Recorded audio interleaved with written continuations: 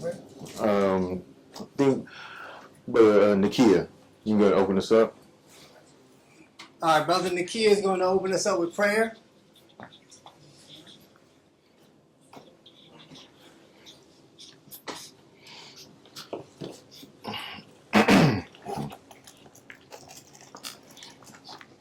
Peace and blessings, family. If you would, take your respective positions. Oh, heavenly and righteous Father, creator of the kingdoms of the universe, we come humbly before your throne of grace and give you thanks for this day. Father, we thank you that you've allowed for this particular meeting of a body of believers.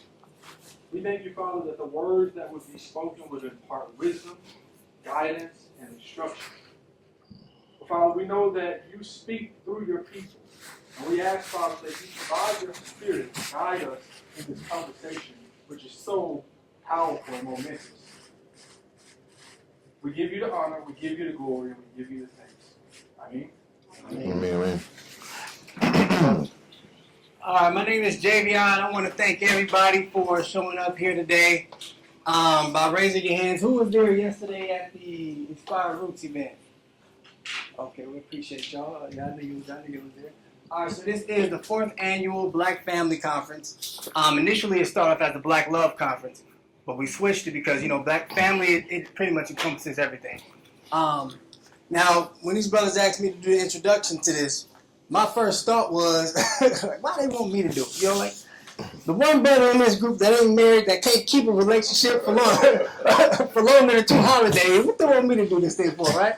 Right, but one thing that I realized is that family is on the spectrum. It doesn't just look one way, right? It's not just husband, wife, kids, one roof.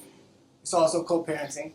It's parenting, right? It's navigating your relationships within your family. It's also dealing with begging relatives. Anybody got begging relatives in here? You look like you got somebody called to ask you for $5 yesterday, right? So it looks different, and it's also what these distinguished brothers and sisters will be talking about today. So with no further ado, I want to bring up the host, Mr. Thurston S. Smith. M. Smith, my bad. Thank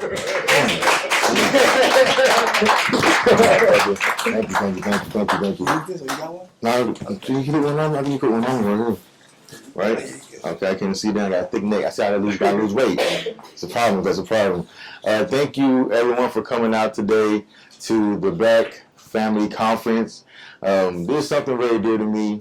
Family very dear to me because when I was growing up, I didn't grow up with my father, and I didn't know all the things that had happened to me in my life until I really understood the power of a father and the power of family and what it meant to be and have a family. So when Brown, we talked about this and O.B.F.C came together, I raised my hand up first so we can go ahead and start and get this thing going because I work with so many families. And when doing my research, I saw that a lot of things that are happening in our communities and in our families come from something that happened in our family, whether good or bad. So a lot of times you can see this in children. A lot of times in our children, you see like something might be off with the way they're acting, and they say, "Hey, he ain't got no dad," or "Hey, where's your mama at?" But it takes 2 to make a child, and it also takes 2 to help raise a child too as well. So I see a lot of times we kind of get away from that structure. For myself, I was just raised by my mom. My dad wasn't really there. I had a stepfather, but so when I learned more about his story, he never met his dad till he was 18. So he was just winging it. And so a lot of times when we dig deep and start talking about the family, understanding more about family, it never was a true passion of information, because parenting today does not look the same as parenting it did back in the day. If you beat your kid, it's going to be someone like at your door like, step outside, please. They're going to put you in handcuffs. So we want to know new, different techniques that can help you parent for the millennium and also educate yourself and then take the information to educate the community too as well. So I want to go ahead and bring up the panel of our very, very sharp speakers that's going to be speaking on this topic of family today. Y'all ready? Yes, y'all ready? I know that he didn't be on y'all too bad, so that's all right. We're going to get going. I want to go ahead and introduce and bring us on here. I brought here because I saw the work that she was doing from across the U.S. in Columbus, Georgia. I got Sister Bria X.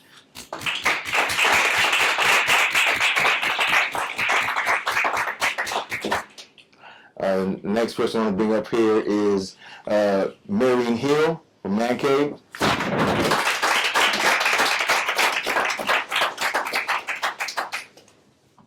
want to bring up here Brother Chamikas Muhammad and Arian Nicole. And I'm going to also bring up Jermaine and Tiffany Schultz.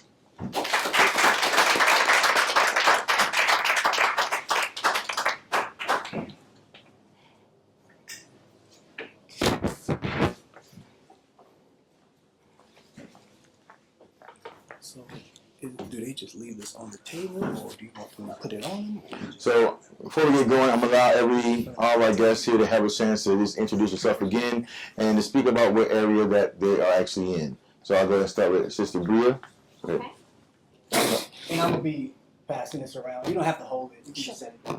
Greetings, family. Assalamu alaikum. Peace be unto you. I'm so grateful to be here. My name is Sister Bria, and I'm originally from Richmond, Virginia. This is my first time in the state of Arizona, and I like to believe that I have a lot of value to add when it comes down to the role of motherhood, when it comes down to actually being a mom and all of its many facets and all of its many hats. I believe that I've learned how to master juggling. And so I plan to add value when it comes to motherhood. And now, praise be to Allah, I got married April 2nd of this year. All right. Praise be to Allah. And so I'm also looking to learn and give the value that I've learned about being a wife as well. So I'm happy to be here. Thank you so much. No problem. You'll pass it down. Greetings, family. Assalamu alaikum. Walaikum salam, ma'am. Peace be unto you. Greetings. My name is Sister Arian Nicole Muhammad. I'm a mother, a wife, an artist. I choose to heal through songs and words and ministry. And I've been blessed to be a wife for over 20 years. So we're working on 21 years now. All right. Back to that. I have 5 sons, a beautiful granddaughter, and it's just all about family and community. So, yes, that's my name. And that's who I am. Assalamualaikum, family, peace, blessings. My name is Brother Chamikas Muhammad. I am the husband of Sister Arian Muhammad, a father, community activist, and just a man trying to navigate through life in all those roles. So whatever I can share of my own experience, all praises due to Allah. I hope to be able to get some wisdom, share some of my experiences. So thank you.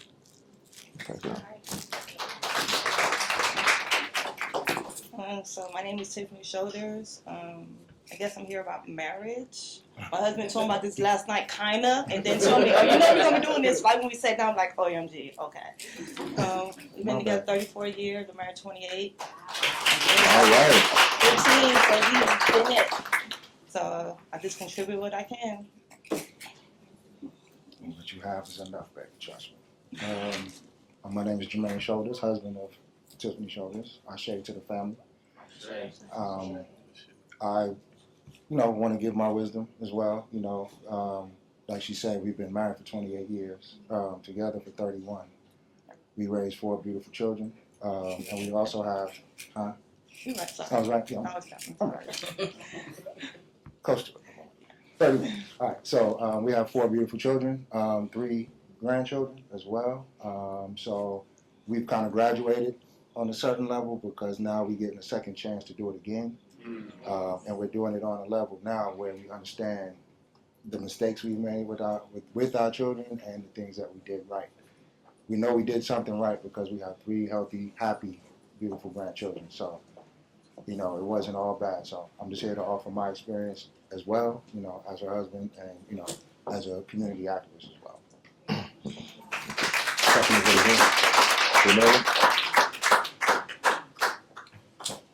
Peace and blessings. Marion Hill. Let's see. I've been in early childhood education for 25 years.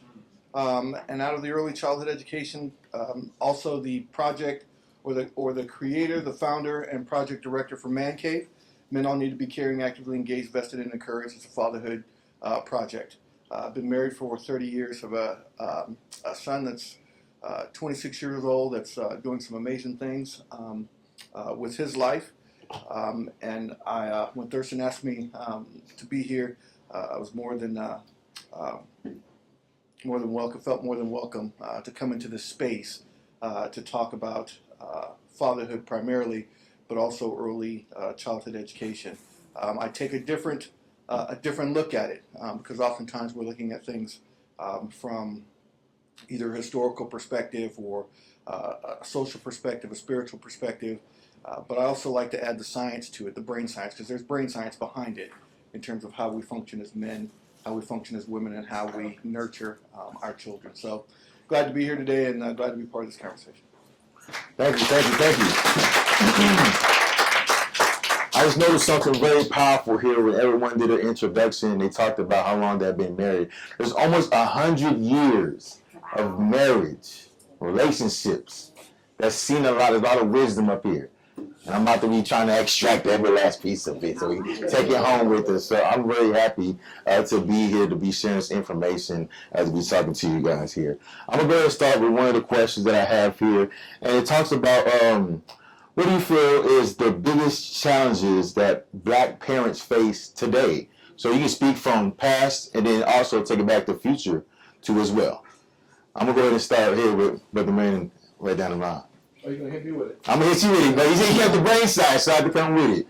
I'll tell you one more time, what are the biggest challenges that black parents face today? I think, actually I believe, one of the biggest challenges, especially when it comes to parenting, raising kids, relationship, is what we like to call nature-nurture culture. It's understanding the nature, not only of your relationship, but understanding the nature of your children, who they are, both internally and externally. It's also understanding how to nurture that nature. So how do I nurture this child to be the best person that they can be, to pull out the best that they can be? How do I nurture the relationship with my wife so that I'm pulling out of her the best that she can be as she's doing the same for me? And then the biggest issue is culture. Nature, nurture, culture. Culture is our ability to guide our family through society today and everything that hits us externally today. There are things that are specifically driven to our kids, especially black and brown kids, especially black and brown boys, to take them down a certain path, which is not always a good path. There are things that are in our society today that are attacking the father, because you can destroy the family if you can destroy and remove the father. So I think it's nature, nurture, culture, and being able to understand how to navigate through that. Great, thank you. Anyone want to take care of Javon? Oh, Jermaine. I think one of the challenges is having the ability to really assert masculinity and manhood into the family. It's been, for a lack of a better term, it's been flushed down the damn toilet because it's not respected.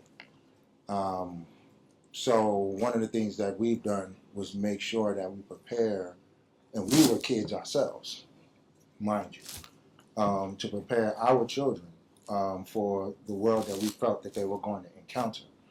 But my sons were very much involved, our sons were very much involved in sports. We've always had them around, besides at home where they got the reinforcement, around other strong males as well, men as well, who were giving them direction and helping them as well. So developing discipline for them and for our girls. But the challenge is really asserting that masculinity and really letting the world know that fatherhood is important, is essential. And we're seeing that as grandparents. We're seeing the roles that we played in our children's lives and how it manifests now. But it's really hard because we're like an anomaly damn near now, in this day and age. So how do we continue to exert influence over our children and other families when the family unit itself is being attacked. You know what I mean? We've managed to go, you know, if we sat here just talking about the challenges we've overcome, you know, we'd be here all day. But it's really hard to have our children, because of the way things are now today, see the value in what we have. You know what I mean? And I think they see it and they feel it because their lives are in order.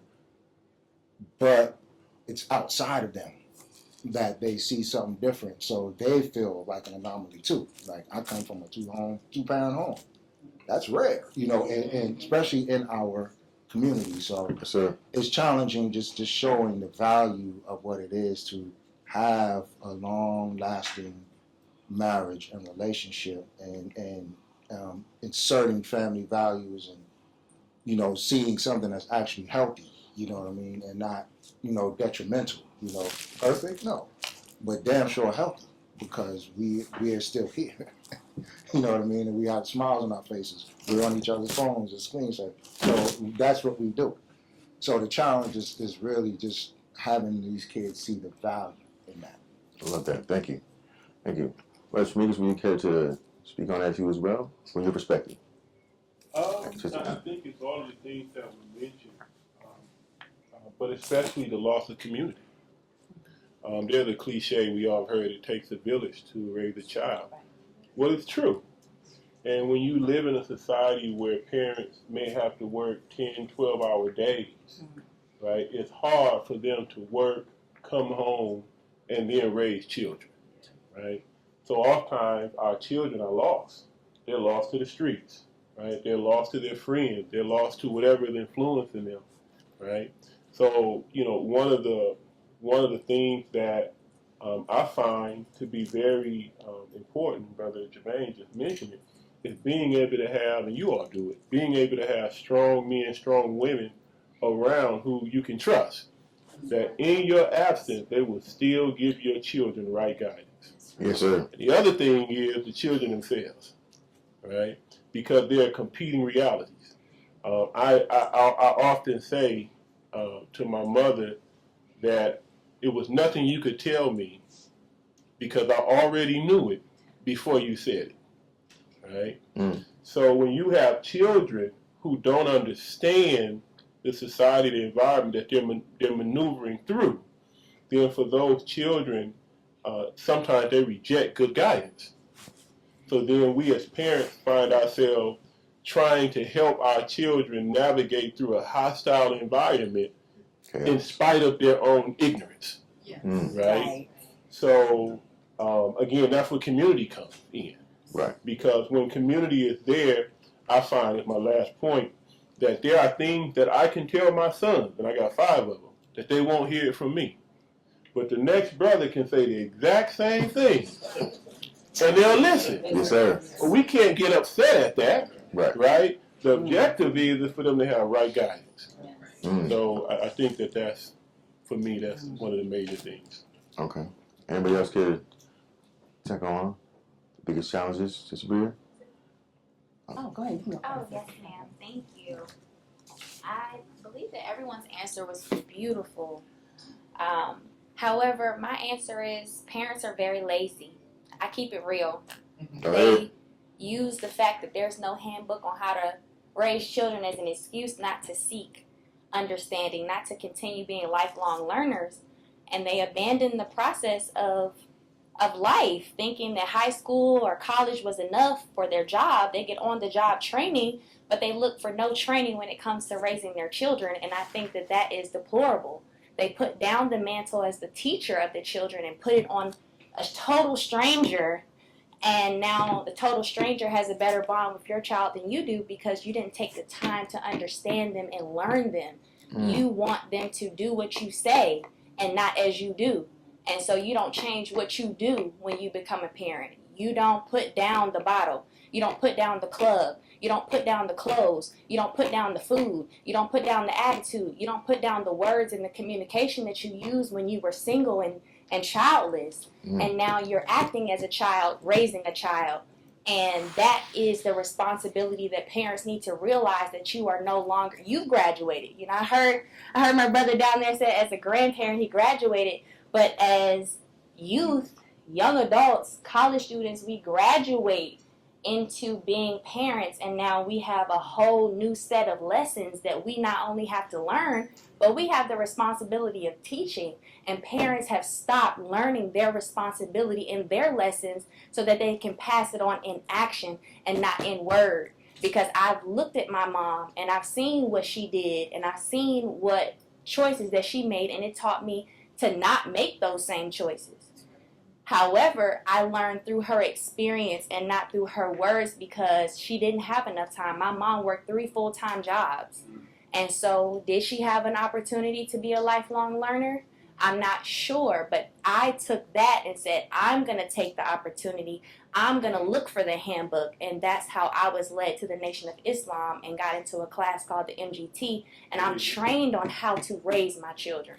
I'm trained on how to take care of my home.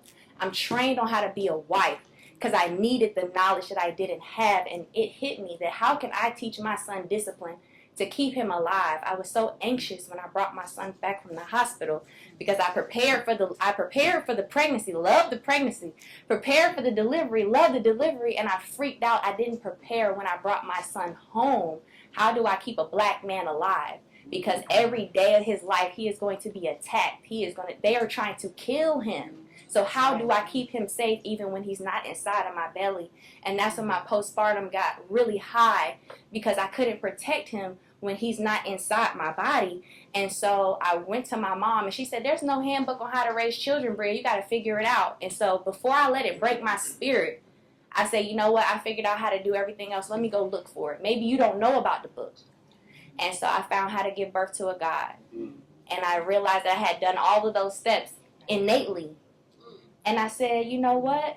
Let me keep playing this for my son, because he needs a strong male voice. Even if we don't have strong male voices in the house, we have technology to be able to bring a strong male voice inside that house. And so I made a decision not to settle for what I had in my circumstances. I looked for a solution because I knew his life depended on it.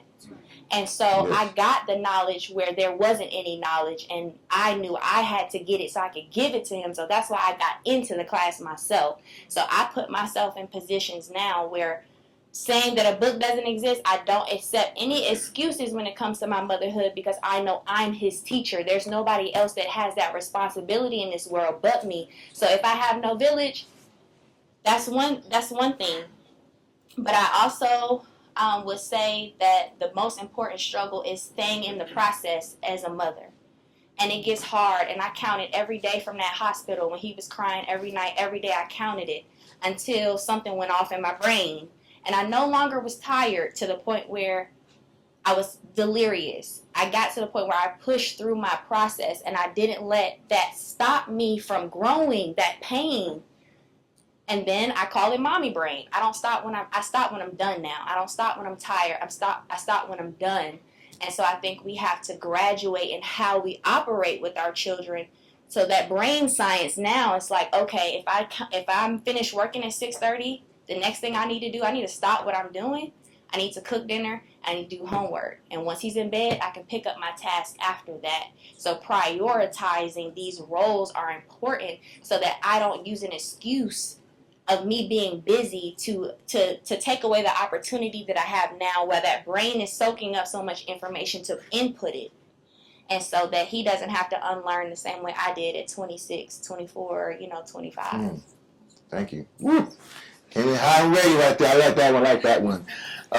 Thank you. I have a question here. Oh. No, I'm sorry. Go ahead. Okay. We already have a Q&A after we get through a couple of our questions, so we'll leave it there for some Q&A answers. I have another question here. I'm going to switch it up, because I have a lot of wisdom on this panel here, so I'm going to go ahead and pull from it. And so this is to the women here on the panel, is how important is it to understand your partner? How important is it to understand your partner? And in their vision, what they're doing, to understand what they're going on. If you got to speak to that. Oh, go ahead. With the mic. I got it. Go, sister. Well, I'll say is it's extremely important, critical, because that's your life partner, Yes. and we have to communicate. And if we're talking about relationships and marriage, for Yes. instance, being married for 20 plus years, you learn why communication ranks high in divorce or reasons for divorce, right along with finance or whatever. But communication is very high because the male and the female, we're not like each other. Right. We're not. But it's not something that should be a source of discontention. It's actually complementary because where he is strong, he can help me. And where I am strong, I help him. That's the way God created it. So Yes. they're counterbalanced, you know. Like repels, unlike actually attracts. And so when we learn that the differences are actually complementary and helps us get to the goal, so that's number one. Because as a woman, I'm going to help meet. Some may say help mate, but it's really help meet because I'm helping you to meet a goal. I'm helping him to meet a goal.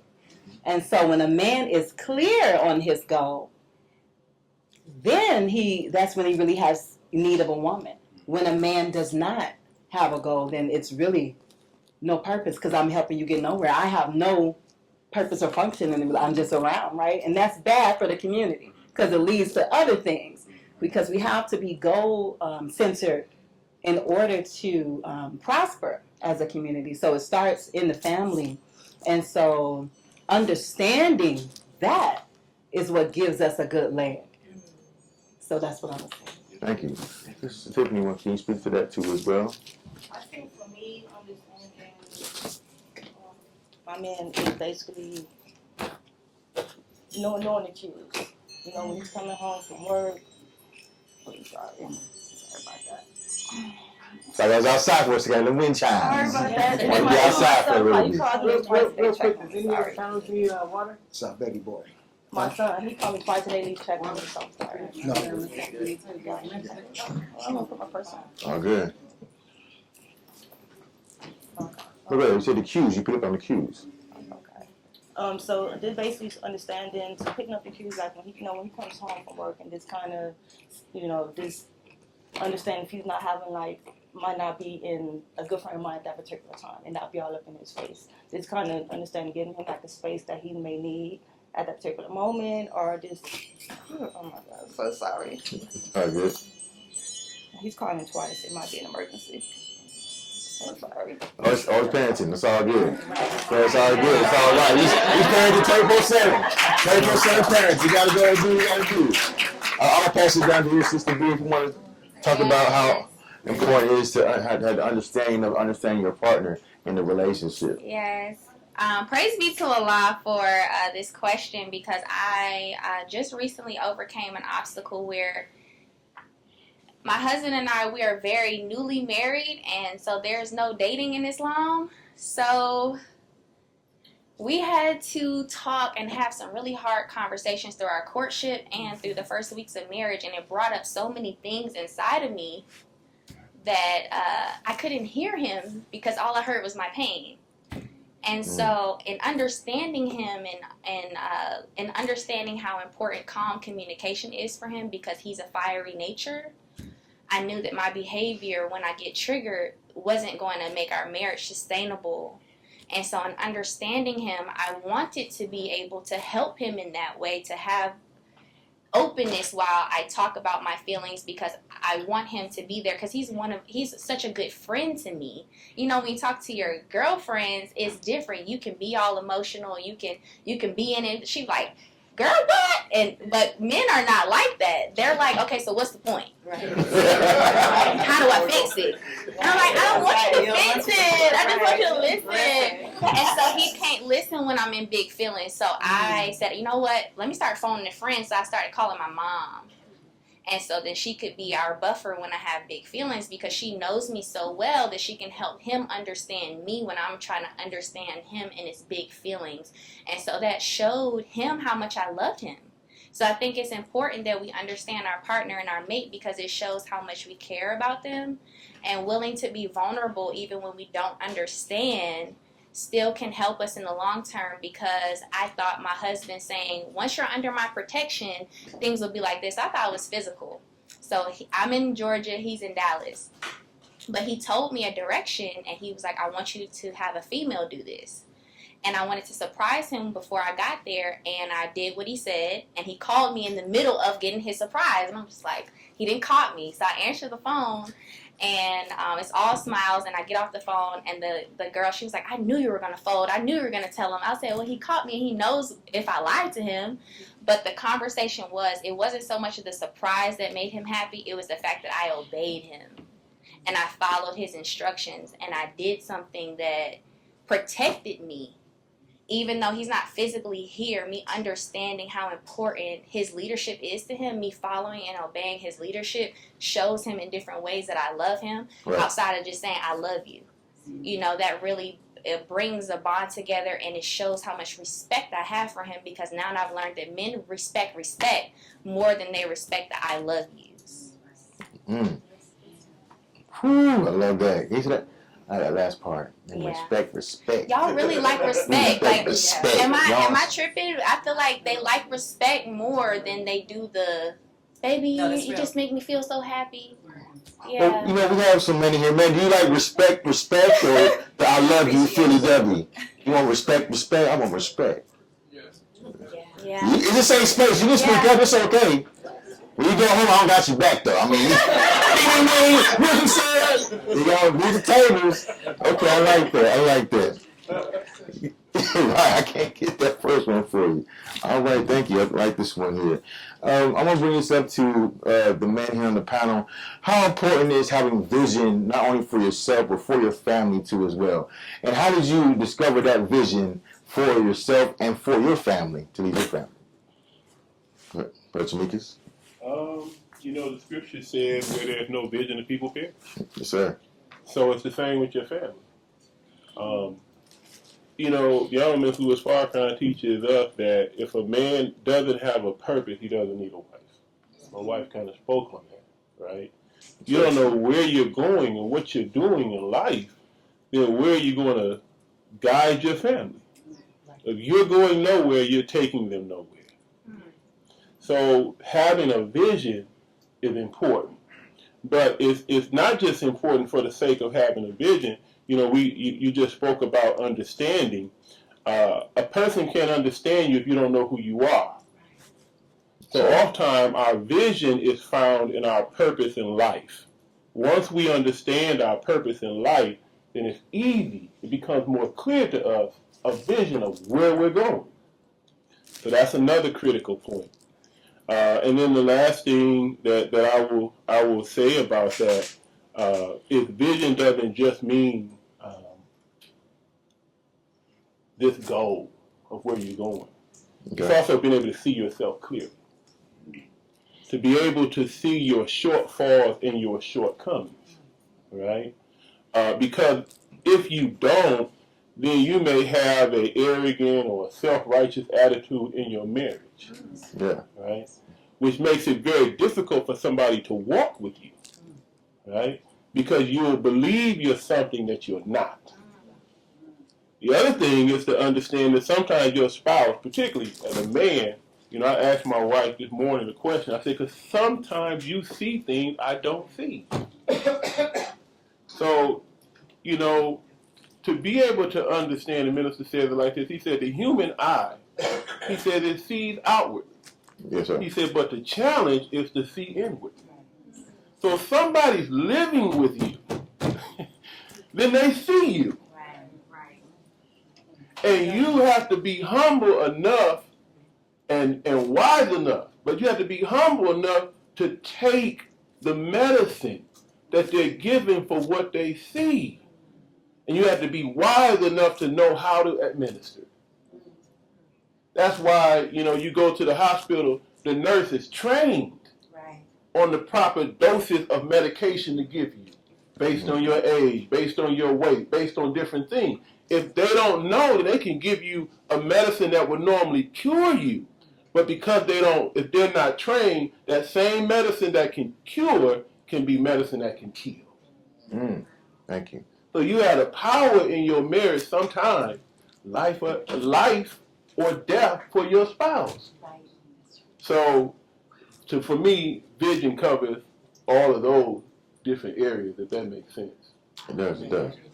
That's it. I'm gonna pass this on down to Mary Hill over here. Same question for you, but I want to speak to how did you help find your vision, and how do you see how we can help kids find their vision? My own vision came through much prayer and supplication, and basically seeking God's direction for my life. Especially being in the field that I'm in, a lot of times, even my staff and coworkers look at me and go, "How in the world are you in early childhood education?" Because most of the time when you think about early childhood education and mid and early childhood education, you think about nurturing, you think about I don't want to say a softer male, but a more gentle, I think, in terms of that. But I also touch on this, brother, when we're talking about masculinity and the importance of masculinity. It's important for me to pour into my son's life as it is as I'm a male. I mean, a lot of times people don't know at early childhood education that the child's vocabulary is developed off of the male, because we don't goo goo gaga ah. We speak to you as we're speaking to another brother, and so that's how the vocabulary is developed. But again, it was being self-aware, first of all, of who I am, and seeking God in the direction that He wanted me to go, knowing that vision was greater than me, and it wasn't something that I could do. I knew that if it's a vision and something that didn't scare me, or something that I just had, okay, I know how to get there, then that's not of God, because the vision that I get from God is, how in the world am I going to do that? And He's like, exactly, because you're going to need me to do it. You're going to need me to help you along do it. Yes, sir. And so, once having that vision and being aware of who I was, it helped me to enhance my ability to communicate with my wife, and my ability to open up with her with that vision. We have to have a mutual purpose.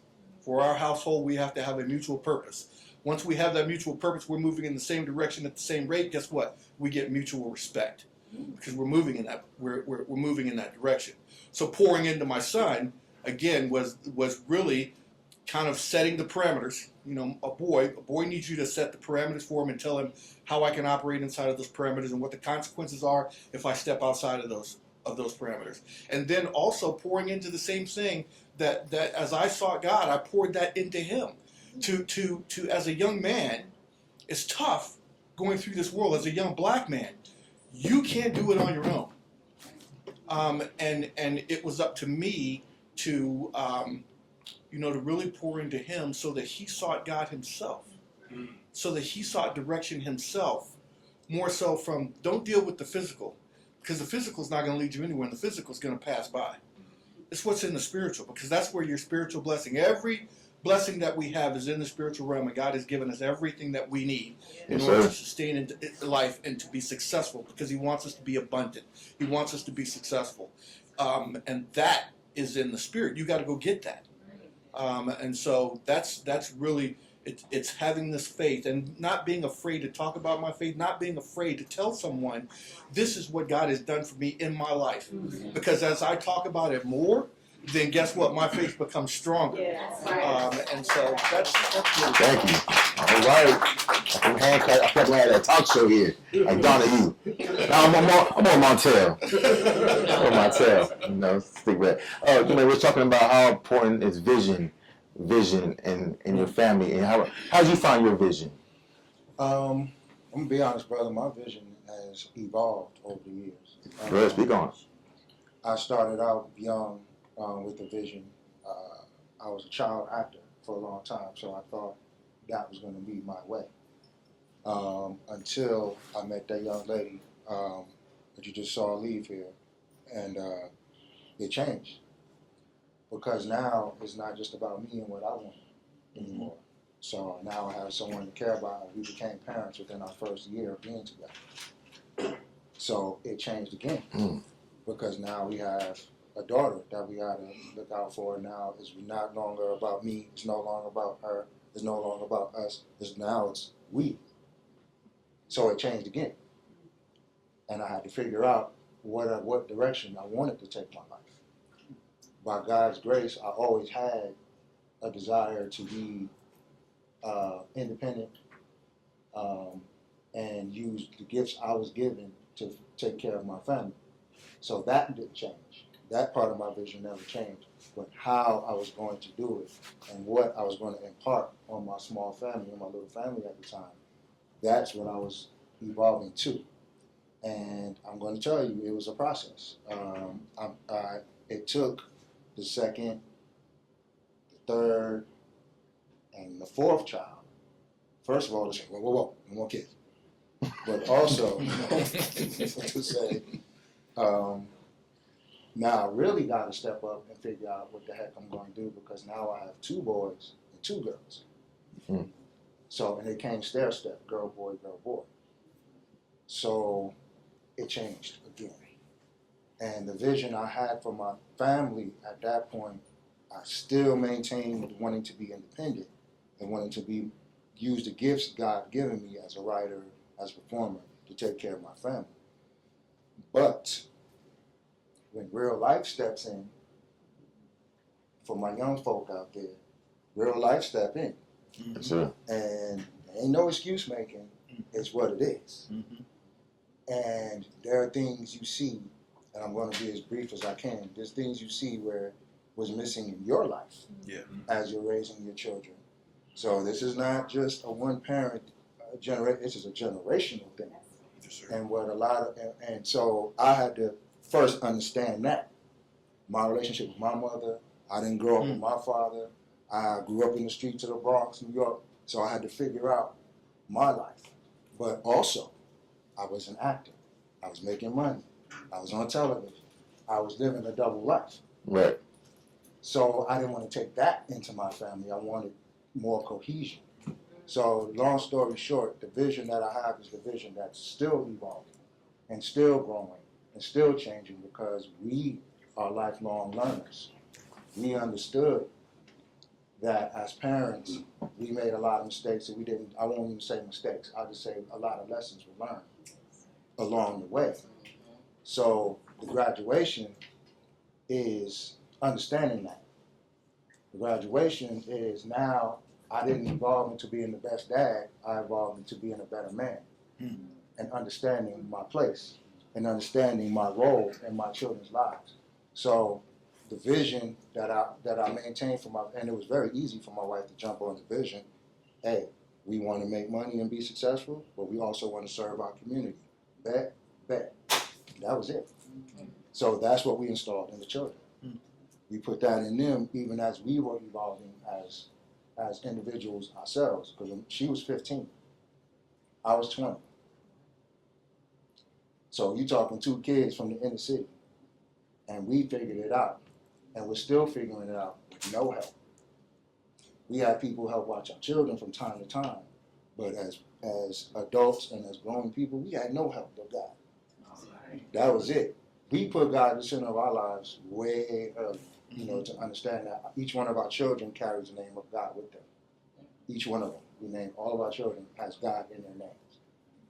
And we did that to set the parameters of their lives. So in Yoruba, children are right in the beginning of birth given who they are, what they're going to be, what their path life is going to be. But we did this as Israelites, where we understood their name was important. So the names I gave my children, Spirit to Overcome, Wakab, Rawak Wakab, Kahan Shamash, the knowledge of the Son of wisdom, Teacher of light. Our daughter Azanya, God hears me. And our oldest daughter Yapah, which means beauty of God. So we got all those names, and every last one of them are fulfilling that process in their lives. Amen. That's the vision. The vision is for them to see God in their lives, in themselves, in their names. So they have no choice but to fulfill whatever destiny that is for them. And by God's grace, they're doing it. Thank you. Let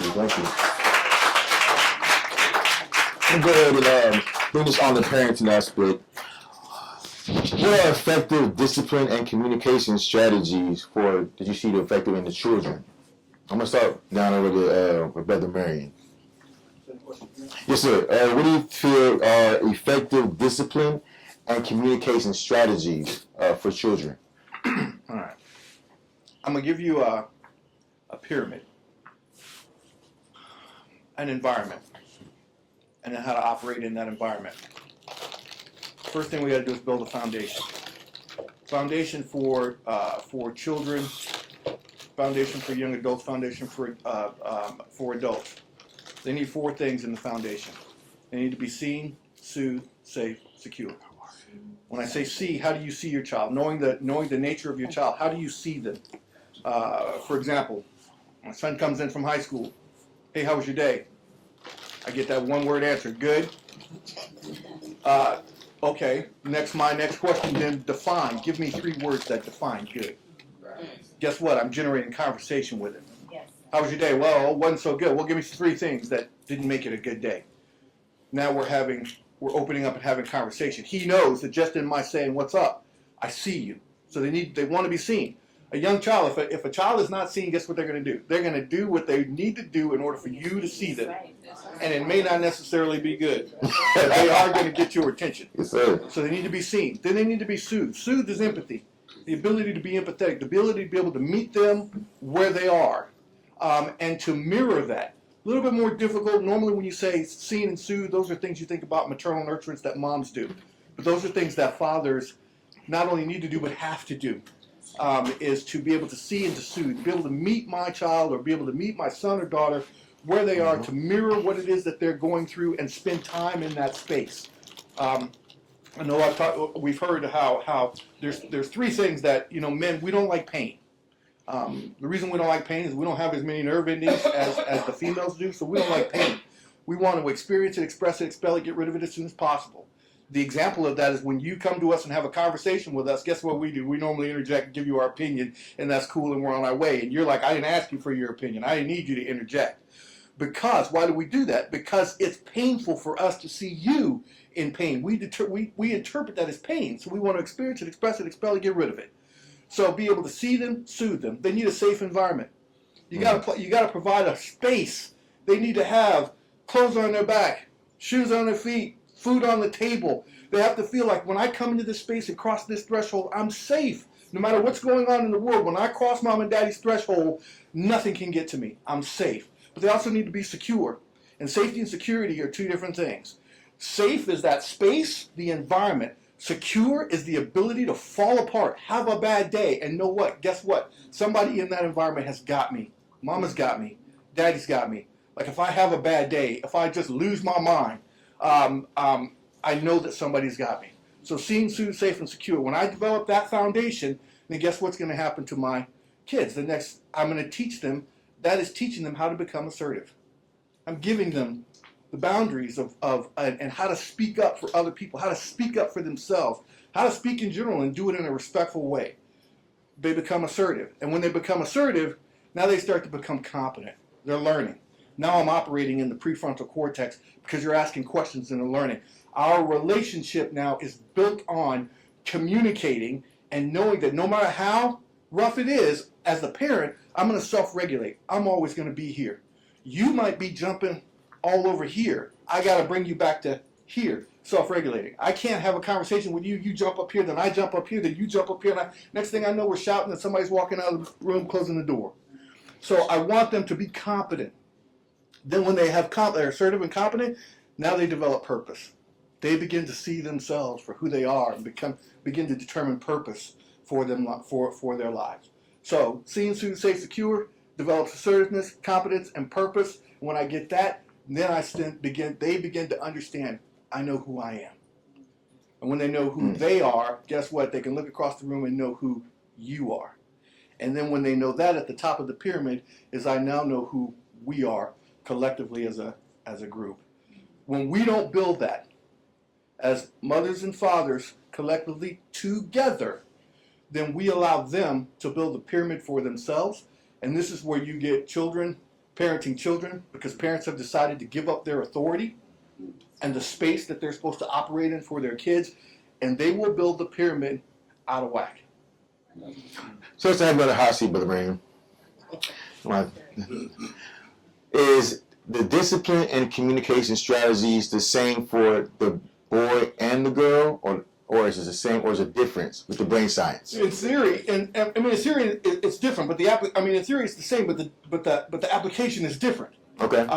Especially with boys, because I'm looking at, male to male, we can deal with it because guess what? It's aggression to aggression. It's testosterone to testosterone, vasopressin to vasopressin. We can have this conversation and we can talk. And boys are going to come together, boom. We hit it, we work it out. As men, we set the parameter. We set the space. And we say, here's how you operate in that space. This is what you can do. And you leave room for them to ask the questions. Okay, can I do this? Can I do this? Can I do this? These are the things you can do. But you know what? Let's come to an agreement on what happens when you cross that boundary. Because there may be times where you cross that boundary. We need to come to an agreement on what those consequences are going to be. Why do I say come to an agreement? Because when they cross the boundaries, now I'll get into this yelling match about what the consequences are. Guess what? Me and you had this conversation. You knew what was coming when you stepped in that space. Girls a little bit different, in terms of meeting them where they are, because you got to go through that. There's the talking with girls in the girl brain. You've got what we call the rumination. It's the estrogen and the oxytocin. It's the tend to befriend. It's the I need to talk it out. I don't need you to step into the space and tell me what to do and how to do it. I need to be able to talk it out and talk it through with you. And so then what we do in that space is we listen for the rumination that's occurring in the brain. So you hear the issue come up, you repeat the issue, you validate the issue, then you wait for it to come again a second time. You don't say anything because you've heard it the second time. When it happens the third time, the brain is ruminating. Basically, they're running the process through their head. They're running the issue through their head. They don't know how to answer that question to get out of it. Now I can intercede and say, well, how do you think you want to resolve that?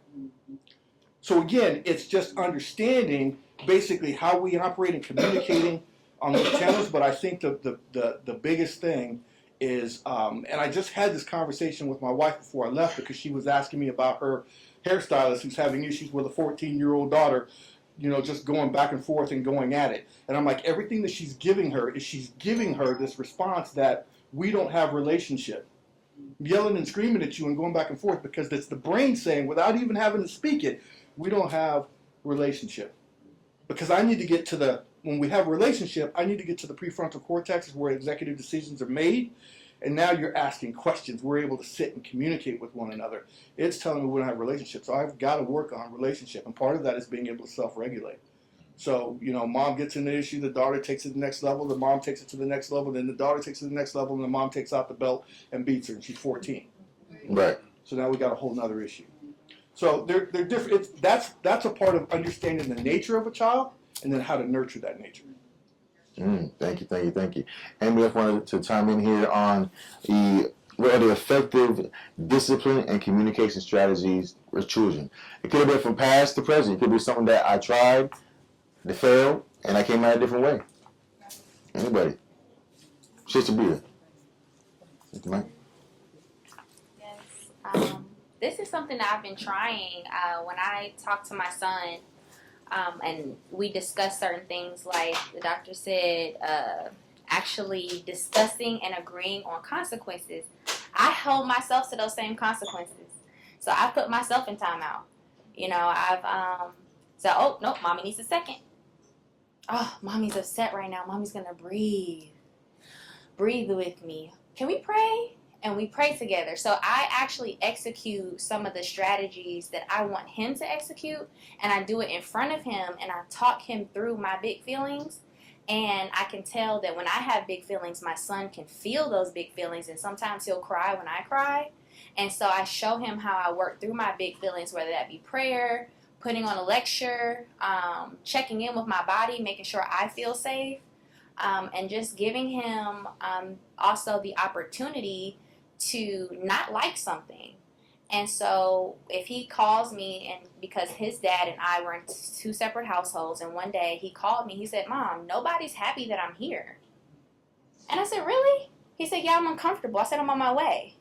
And so when he opens up to me, I hear him and then I respond to his cry. And so I don't just make him sit in things that aren't convenient for me, because I don't want him to stop telling me how he feels. And so I try to respond. So even with bullying at school, I said, well, did you tell anyone? When did this happen? Do I need to talk to such and such parents? Yes, and I do. And so I show him that he's safe outside of our home too, by being present and making sure that I nip whatever's in the bud that's bothering him. And then when I find out that he had some actions in there too, we go ahead and take accountability and we apologize to each other. And so I apologize to my son, he apologizes to me. And sometimes in society, people will tell me, grown adults will be like, don't call me sir, don't call me ma'am. I said, well, in our house, we show respect. I even call my son sir. So when I ask for a yes ma'am, I get it because I give him that respect that I'm looking for. And I think that as I transition from the being a child that was disciplined only through physical force, it took a lot for me to overcome that urge to just try to force him to be who I wanted him to be. But now when it comes down to that, we have some steps. I'll be like, oh, is that what we're doing? And then I say, you want to fix the situation? And he decides to fix the situation so we don't have to get to that. But he does know that it's present. I found myself to be the disciplinarian more than his dad. And so when they're in situations like that and the mother is the disciplinarian, the mother is the person who's holding things in the road, I think that took a part of my nurturing out of the equation. And that was tough for me because I didn't realize that I wasn't nurtured as a child. And so as a woman, they looking at me for nurturing, but I don't have it to give. And so now I go to my counterparts. I have a therapist for myself. I've gone to anger management, and I just want to be real with y'all. You know, I think I can be real in this room. Yes, ma'am. Family here. All right. Family. Because I was put out of my mom's house in 8th grade. So I went through a lot of beatings. And it was hard for me to not incorporate that. And Brother Thurston helped me through certain assessments where he saw, I was, corporal punishment. Like, that's just what it is.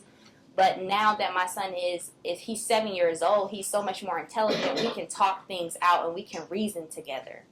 And so through our reasoning, now me and my mother have been able to reason together. And my mom is now showing up as a nurturer to me because now we're reasoning together because she sees how I reason with my son. So now she's learning new parenting skills.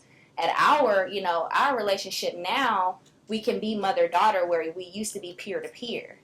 And that was very, difficult because I found that I get below his level so that he sees that I'm willing to come down and really lower myself to him. And then when it gets to a point where we reason, I reward his good behavior. And that's something I want to encourage all parents to do. Like, I want to have a culture where we reward the children for doing what's right. We celebrate them, whether it's his favorite food is lamb chops. So if I cook some lamb chops, or we go to Sky Zone, and I'm just so proud of you for the way that you follow directions this week, and not allowing, the school to award him at the end of the year or something like that, where he has more respect for people outside of the home than he does for me.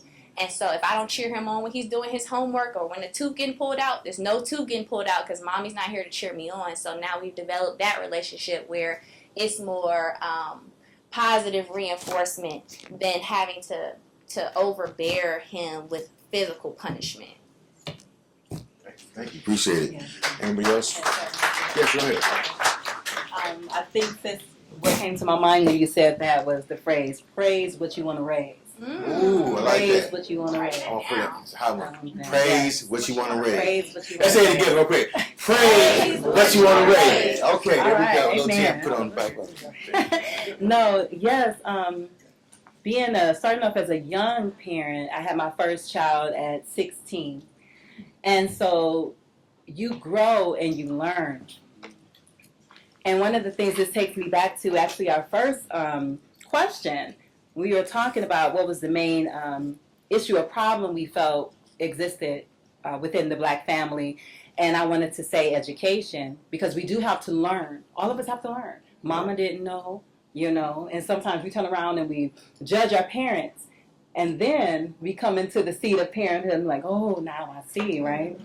So having 5 sons in the first one and disciplining, because my attitude was, okay, you're a male, you're going to need to survive. So I was very discipline heavy, like my sister said, we're discipline heavy.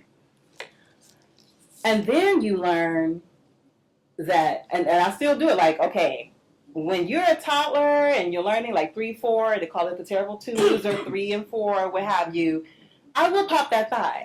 I don't take, you know what I'm saying? I'm not clocking, because I found out what did work was that when I got you in order early on, I don't have to deal with my sons.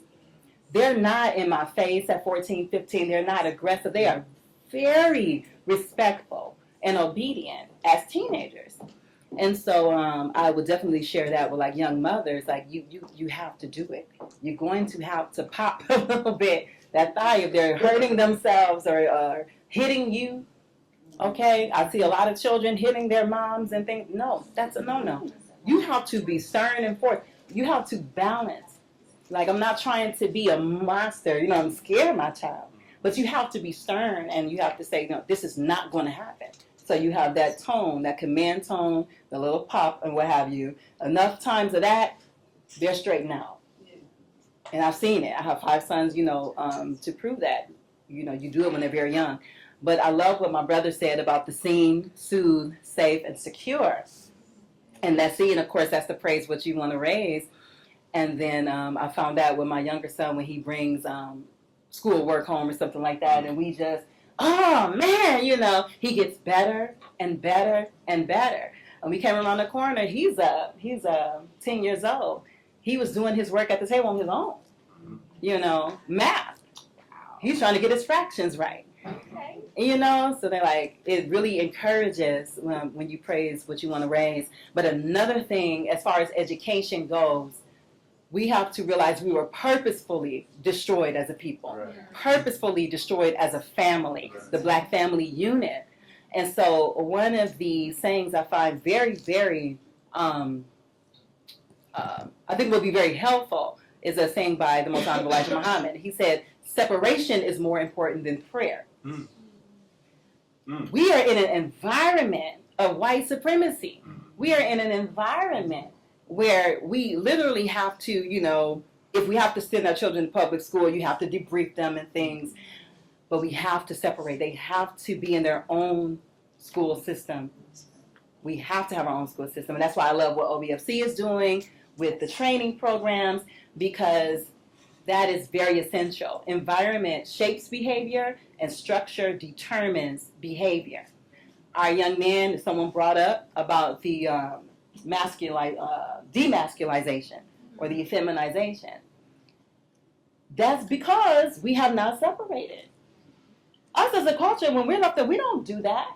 When I step into a room and I see our Black men, we see the FOI in the nation, or we see O.B.F.C, we see our brothers, you know, representing, you know, RBG, that's masculinity. Women love that. I mean, when we walk in, we're like, okay, we feel like we're going to be a nation. And when we see us, you know, securing things for our children, and the brothers going back to discipline and things like that, being able to see strong men in their lives. I have all sons. I don't know what it's like to have daughters. Well, I have a granddaughter, but she's brand new. All right. But just speaking on that mindset, our young boys, they definitely need to see masculinity, and it's being wiped out, because that is a disciplinary factor, right? Mama does do it. I do it. But if it gets to a certain point and daddy has to come in, that's, you in trouble now, right? And so we, as a community, we learn that balance, but we don't really have that balance because there's a lot of single mothers. And so with the discipline, when father, when he speaks, and it's been proven, when he speaks, children are like, oh, okay, it's serious now, right? So that's what I have to say about that. Thank you. Thank you. I have a question here. A lot of things that I see online is very interesting, and some of the words that you used, Sister Bria, was pretty interesting too. I see that when you talk about submission, being submissive, obedient, why are those words so triggering? Triggering to who?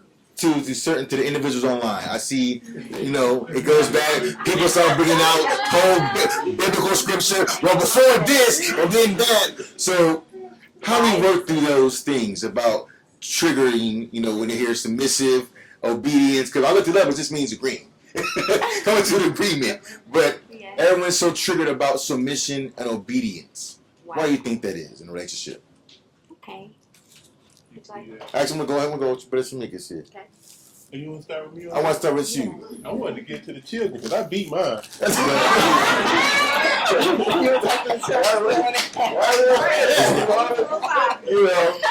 We learned to do it better. Right. We did. We did. But our first one, Lord have mercy, that poor boy. Oh, baby. Bless his heart. May Allah forgive us.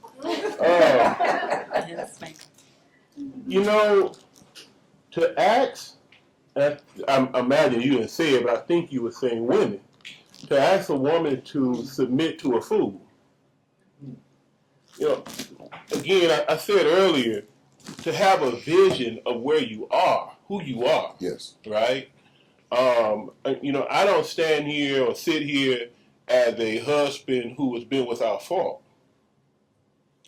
So when you ask a woman to submit and she can see you don't have wisdom, then what is she submitting to? So it's not so much of the word as much as what I'm looking at. A man who does not have emotional maturity. A man whose morality wavers. A man who does not have good communication skills. As our brother said, the children learn language and communication from the father, but a lot of us grew up in fatherless homes. That part. I don't have a daughter, I have a granddaughter, but I would be cautious to what I'm asking her to submit to. The formula is that the man submits to God first. And if he's submitting to God, he's a prayerful man, he's a fasting, he's looking at the standard that God has laid down for his life, and that's what he's following. Then he asks his family, his wife, to come into submission. Well, then what is she submitting to? She's submitting to a man who's made God the head of his life. So then she can be secure in submitting to him, right? But to ask you to submit and obey, and you talking about online, brother, I've been online too. I wouldn't want any woman to submit to what I see. We as men have to submit to the idea that we're underdeveloped. We're underdeveloped. Yes, sir. And most of us, as we're taught, we're still in this animalistic type of stage of life, right? Eating and sleeping and sex, and this is what we're driven by. Yes. You ask a woman to submit. No. So I'm not a woman, of course. I don't claim to be. I don't identify. No offense to anybody in the room as that, but I don't think that any woman would feel comfortable with submitting to us as men in the state that we're in, and I don't blame them. In theory, yes, but in practicality, it's not. Sometimes it's not a wise decision. Thank you. So, one thing that I've seen is that with men, a lot of times we skip our manhood and go automatically into fatherhood, right, at a young age. So what do we do now to get that effective communication, the listening, being present, being still, because we skipped that part and became a father before we learn how to become a man first. So how can we get that now? I'm going to start with Brother Jermaine. Very good question. Very good question. Because that's true. That's true. And especially in my situation, definitely became a father before I developed any kind of, manhood, Obvious. anything. What I did have at the beginning, which paved the road, was a sense of responsibility. My mother did a very good job in laying that down, in the sense of, if you fuck your bed up, excuse my language, then you better lay in it. That's it. And that's what I did. But in that process, I found love. So I guess I got lucky in that aspect. But I would say, looking back at it now, because our kids are 22, 24, 26, and 30. And I see where I fell mighty short on that manhood thing, in the sense of, understanding what it is to. Well, then again, I take that back, because I kind of was on that, providing provision, protection. I just didn't understand the importance of it. So I didn't give it the proper attention. That's understanding what manhood really meant. I didn't really get it until my kids were maybe in elementary school, Right. Going into middle school, when I really started to understand, because that's when seeing where you may have fell short when it comes to discipline and it comes to things like that. As your kids get older, those things become apparent, and how they act and what the things they say and what they do. And I'm able to still to this day, like, I missed that one. Oh, I missed that right there. Oh, I missed that right there. So, and I do that. I tell my kids to this day, damn it, I missed that on you when you were growing up. So what do? Each one of them, and this is what I love about being a parent, because you don't stop parenting. Right. 18 don't mean nothing. Damn. Trust me. Say that again. 18 don't mean a thing. 21 don't mean a thing. 25 don't mean a thing. Okay? And perfect example, my wife is not here right now because our youngest son is going through something right now, and he needed his mom. They live right there across the street. My boys have their own place. They're young men, take care of themselves. But he still needed his mom. He's 22. He'll be 23 in August. You saw what she did. And she just texted me right now, I'm so embarrassed. I said, don't be embarrassed. Ain't nobody tripping. You doing what you're supposed to. You're being the example of why we're here today. And I'm being the example because I'm holding it down for both of us. I understand what's happening. She got it. Right. I'll keep talking to the family.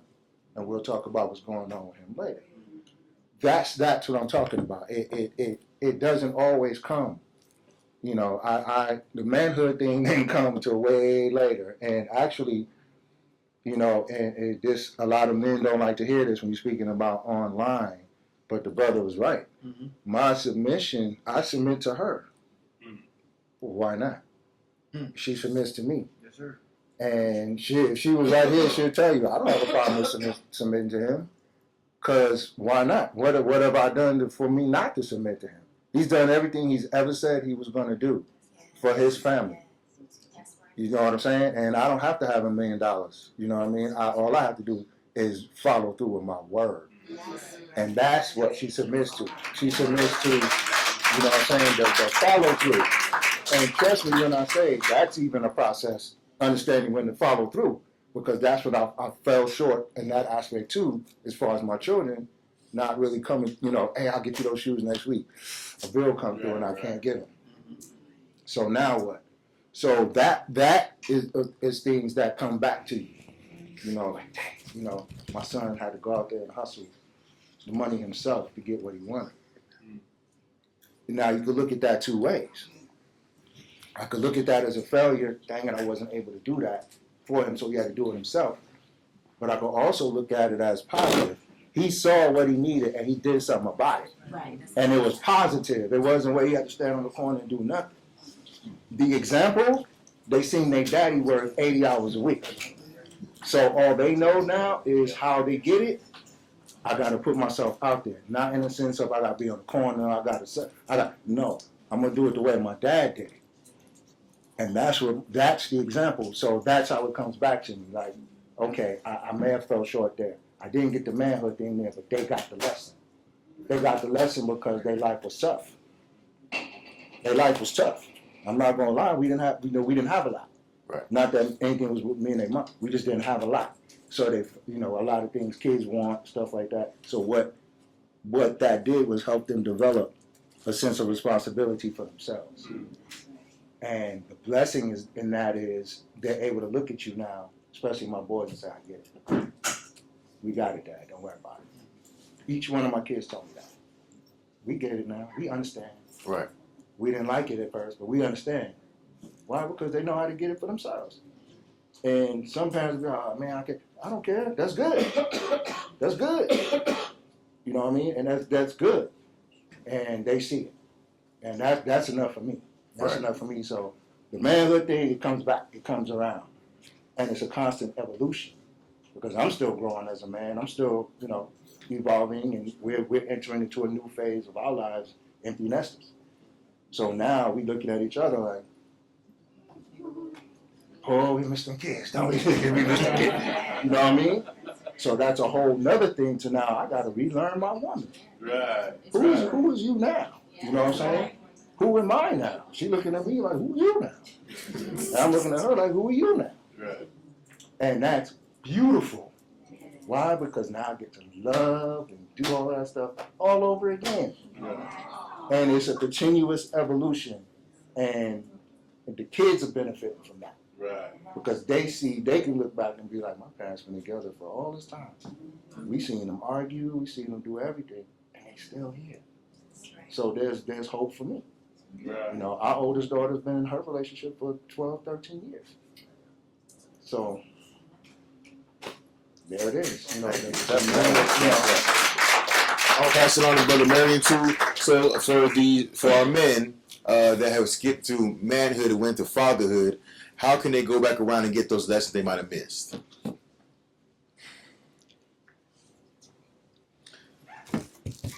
I want to rewind a little bit. Sure, go ahead. I want to go back to, because sometimes you sit in the space and it's like you got to sit there for a little bit, because this issue around love and submitting, and submitting is huge. And it plays into those boys who are now raising boys. They're still boys, haven't graduated into being a man, Right. and are raising boys.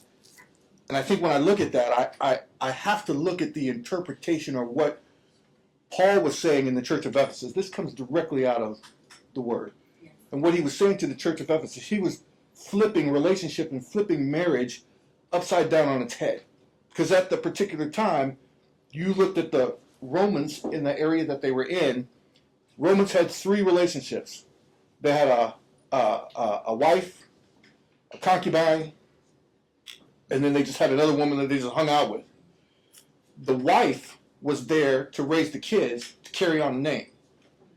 The concubine was there so that I could have my sexual relationship. I wasn't having sex with my wife. I'm having sex with the concubine. But I'm treating the wife as if she's less than anything else. So when you get to this issue, when he flipped it, he was saying submit. And the way he was saying submit is, in order to be spirit-filled and to show the love of God in your life, you need to do these things. Like speak to one another in song. Love one another as a community. And for some reason in our Bibles today, it puts a period. Then it starts a new sentence and says, wives, submit to your... That's what causes the problem. There was never supposed to be a period in a new sentence to say submit. It was supposed to be a comma because it's a part of being spirit-filled. Then it goes on and says husbands love. Now, if you look at that, the responsibility of the husbands is 3 times greater than just submitting, saying submit to your wives. It's our responsibility. Wash her with the water of the word. That means we need to be in the word, and then we need to be pouring that on her and sharing that with her. And praying with her, devotion time with her. Why? Because it goes on and says so that you might submit her before or in public without a blemish. Everything that it required man to do is the same as household chores. But it requires you to do that for your wife so that she is without blemish. And you can't do those things. You can't, a wife is not going to submit if you're, where are you? You know, where are you at? And this is part of the issue that we have today, where we have boys that are raising boys because there wasn't a man in their life, or a father in their life, or a community of men in their life that poured into them to take them to that next level. Here's what we have. How many of you are familiar with the man box? What? The man box. So the man box is what society says that black and brown boys are supposed to be. We're supposed to be self-sufficient, never ask for help. Don't even seek it. We're supposed to be hypersexual. Not about relationship. It's about how many we can sleep with and notches we can put on our belt. We're supposed to be focused on the way that we look and the way that we present ourselves. That's more important than anything else. We're gender specific. There are things that we're supposed to do and things that you're supposed to do, and they never cross the lines. There are things in there related to control. It generates a lot of anger. The man box is everywhere. And this is what our boys are being exposed to. It's what I call the silent curriculum in schools. The man box. When you go and watch a movie, or when you listen to the music that kids are listening to, it's driving them to the man box. And there are not men around that are in that same space that are lifting them up out of that. Like, for example, my son was listening to some rap music, and first of all, when he was younger, he was listening to rap music and he was trying to play it in front of his mom, and I was like, hold up, so whoa. Like, there are certain things that you might play and that you might listen to, but you don't play it in the presence of your mother. No. And then we have to have conversation. Everything he's listening to, I'm listening to. Why? Because I need to pour into him that that's not reality. That's not who we are. So we're fighting this dilemma. Boys are fighting this dilemma today of who society says that we should be, but who I really am. And my parents are pouring into me as to who I really should be. And I'm at this dilemma because I'm wearing this mask. And the mask is the man box. The mask is all of those things that society says I should be. And then eventually, I can't take the mask off. And when I can't take the mask off, 30,000 boys and men commit suicide every year. Because we don't see them, we don't hear them. I know 5 teenagers, for kids that I've worked with that have friends, 5 of them, taking their lives within the last year. Nobody saw them. Nobody heard them.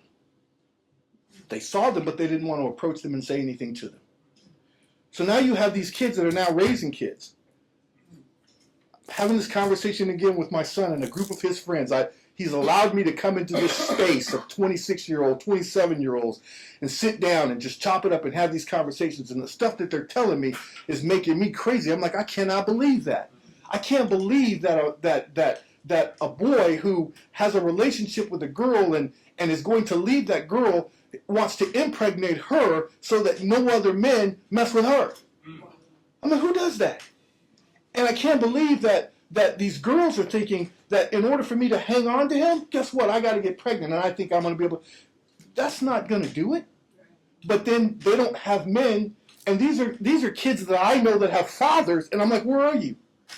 Why are you not engaging and pouring into your children's lives? I see these kids every day. I have a gym in my home, and they come by, both boys and girls.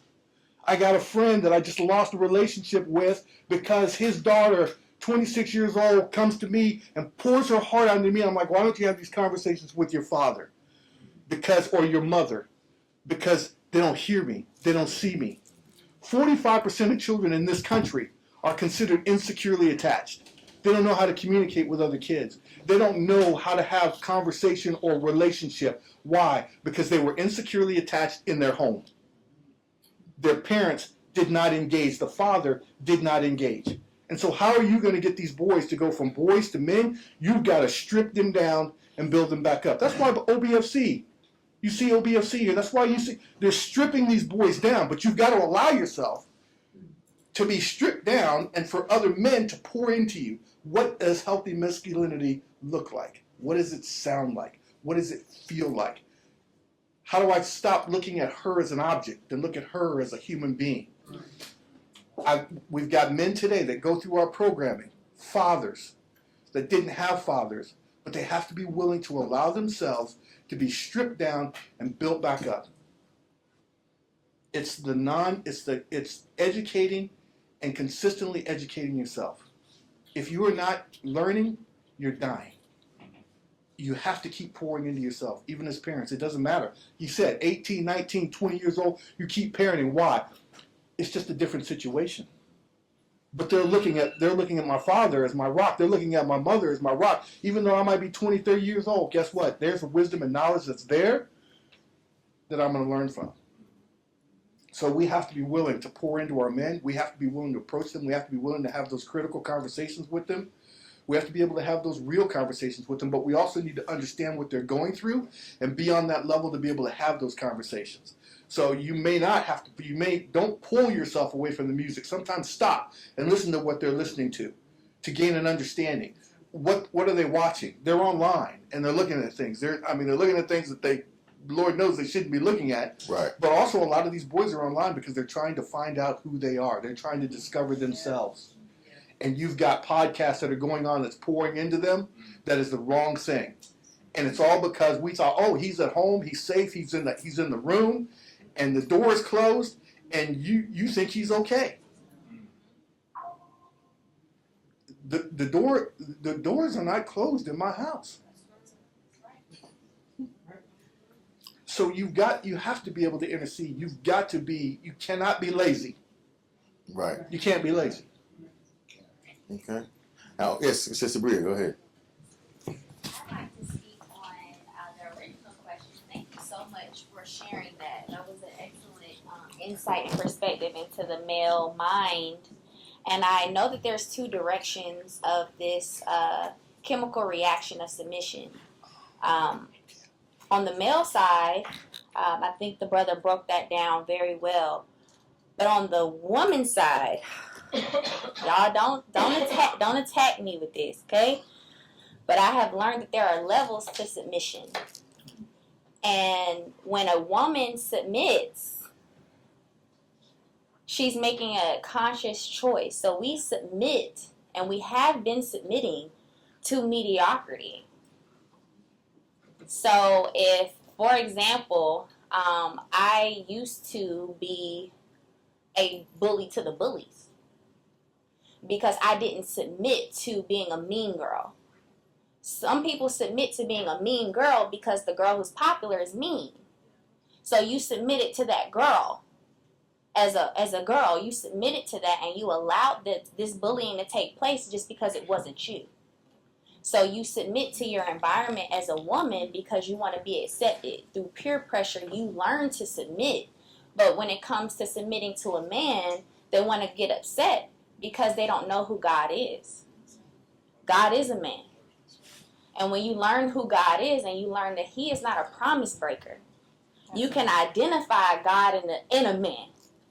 Because I know Allah loves me and I know that he told me I come second to no one but him. When I hear a man talk to me and say he want to invest in me and he believes in my dreams and my gifts, I know that that's God speaking to him because a man is the maintainer of a woman. So when I go out in downtown Atlanta and you know the community, you know how the community is when it's drug infested, I have a great relationship with the J's. So when they see me, they say, Sister Bria, how you doing? And they open my doors because I told them the first time they asked for money, I said, you a man, give me some money. Where money for me? Oh, no. I said, you didn't offer to do nothing for me. You didn't offer to open a door. You didn't offer to help me with my stuff. And you want me to give you something and gave me nothing. And I keep it pushing because I teach men how to treat me because I know how God treats me. And so I'm able to successfully discern in my submission because I know what I desire to submit to because you're going to submit whether you want to or not. It's not a choice. It's not something that we say, oh, I'm just not submitting. No, you've been submitting. You just don't want to submit in this situation. And so you don't want to submit because it's not what you want to do. And women need to accept and be accountable that you're in your own way. Being in your own way doesn't mean that you're stopping yourself. No, you're just doing what you want to do. You're doing it your way, so you're in your own way. But when we decide to be in God's way, and when I decided to submit to God, that's just if I had to give a physical presentation, it's like an open door without it being closed at all. God has an open door to me where when he says something, I hear and obey. And what I learned, this levels to submission, that understanding comes after obedience. A lot of women, we want understanding before we submit, and it doesn't work that way. You get the understanding after the obedience. And so when Abraham was called to sacrifice his son, he didn't say, "Why, Lord?" He said, "Okay." He said, "Okay," and he obeyed. And so we defy the obedience. We defy correction, and correction is love from a man. So we are denying his love through our disobedience and then saying, "Why don't you love me?" Well, I tried to. You didn't want to listen to me. And now it's like, why do I have to listen to you to love you? Because that's how men love. If we love God, God is so nice, I couldn't be him. He's so nice. He's so patient, and I don't have that. But how does God feel that he actually permits us to breathe his air, and we decide to tell him that we don't believe in him, yet he still provides for us? That's a man. And so when I see men now, because I see God, I know who he is. The Nation of Islam has taught me who God is. His name, knowing his name and being able to seek him is a privilege. Having access to a black man is a privilege, and women take it for that they have access to me, because everybody on this planet loves a black man. Every woman on this planet wants a black man. And once one comes talking to us, we mishandle him because we don't want to listen. We want to do it in our own way. And I tell people, we're successful in failure. So if you want to keep being successful in failure and bumping your head, great. But don't blame that man for your lack of obedience. Don't blame your father. We're 26, 27. I'm 32. My father passed away. He is not the reason why I can't be successful in love. I have to change. My behavior is not acceptable only for my girlfriends. My behavior is not even acceptable for my son, because I'm teaching him the woman that's going to care for him. So it's not acceptable for me to be online and turn around for a picture, let alone shake my behind online. Nobody should see my beauty but my man. And why is that? Because that's how much I love him. So I cut out, this is where the women in the room take this to a young woman. A man, I had paid a lot of money to do a photo shoot for my company. He said, "Excuse me, your future," I wasn't married. He said, "A man that want to be with you got to be Muslim?" I said, "Yeah, of course." He was like, "Why?" I said, "Because if he can't submit to God, how he going to submit to me?" Same thing with men. If she cannot submit to God, how can she submit to you? You don't become a wife because you got married. You don't go from sleeping with man to man to man to man to being exclusive with this man overnight. You have to learn being faithful to the law of God first. You have to be faithful and committed to covering your beauty, because you know how much beauty you have. It doesn't take a man to say, "Baby, don't wear that outside." He shouldn't have to say it, because you love yourself enough not to put yourself on display for every man to not only enjoy you, but to pervert you and save you for later. No man is about to save me for later. And I appreciate my husband bringing me down a few notches, because I was taught to be mean. I was taught to be mean by the men in my life, because that's how they thought that they were protecting me. But at the same time, that is submission. When we decide to be how we are in our way, we're either submitting to the Most High God, or we're submitting to the God that we put beside God. And most women have made social media a God beside God. They desire that attention instead of higher rank with Allah, or higher rank in the spirit. They want to have the most likes and the most followers, not knowing that doesn't translate to anything but to destruction, disrespect. Then your children lose respect for you. I've seen women online talking about how their children's friends talk about how they get to see their mom online, and it didn't stop them. So we have to have shame as women. We have to have pride as women, and we also have to honor ourselves to be like, you know what? Everybody don't got a man. So I'm appreciate the one I got. Everybody don't have a curvaceous body. I'm gonna appreciate what I have. Girls are getting on tables and buying bodies to compete with other women for men that don't even belong to them. I'm just saying, but we're competing with people that have no loyalty to us. Why are we competing for that instead of competing for God's love? I know God favors me. Why? Because I obey him. I don't care what nobody say. You play me, you play yourself. Because God loves me so much. He steps for me so much because I step for him so much. He's shown me that he does not change our condition until we change ourselves. And so I opened myself. I submitted myself to his will and went through years and years of getting broken down. And sisters telling me, the sisters is hard. The sisters are hard, but I understood why. Because women are 75% of the value. This young man right here in front of me, your mother is 75% of your value. So her relationship with you is 75% of who you are. So at the end of the day, if I am 75% of the work, even in my marriage, I realize I'm the primary stakeholder.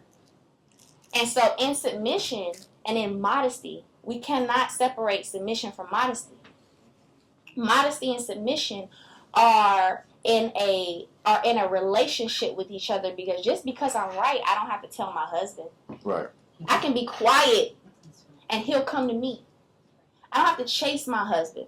I will not chase my husband. I will stand my ground and sit in my seat, because who am I to chase? I'm the queen. Checkmate. You got to come to me. So when I realize who I am through my submission, I have power that isn't masculine power. It's called feminine energy. And feminine energy is divine creative energy. It is electric. It moves mountains. It causes wars. It has ended wars. It has founded, it is the cornerstone of every nation and every home. And so that's why submission is such a problem, because people and women do not want to accept that they are 75% of their own reality. And we want to blame it on someone else, so we refuse to accept the truth, and that's what ignorance is.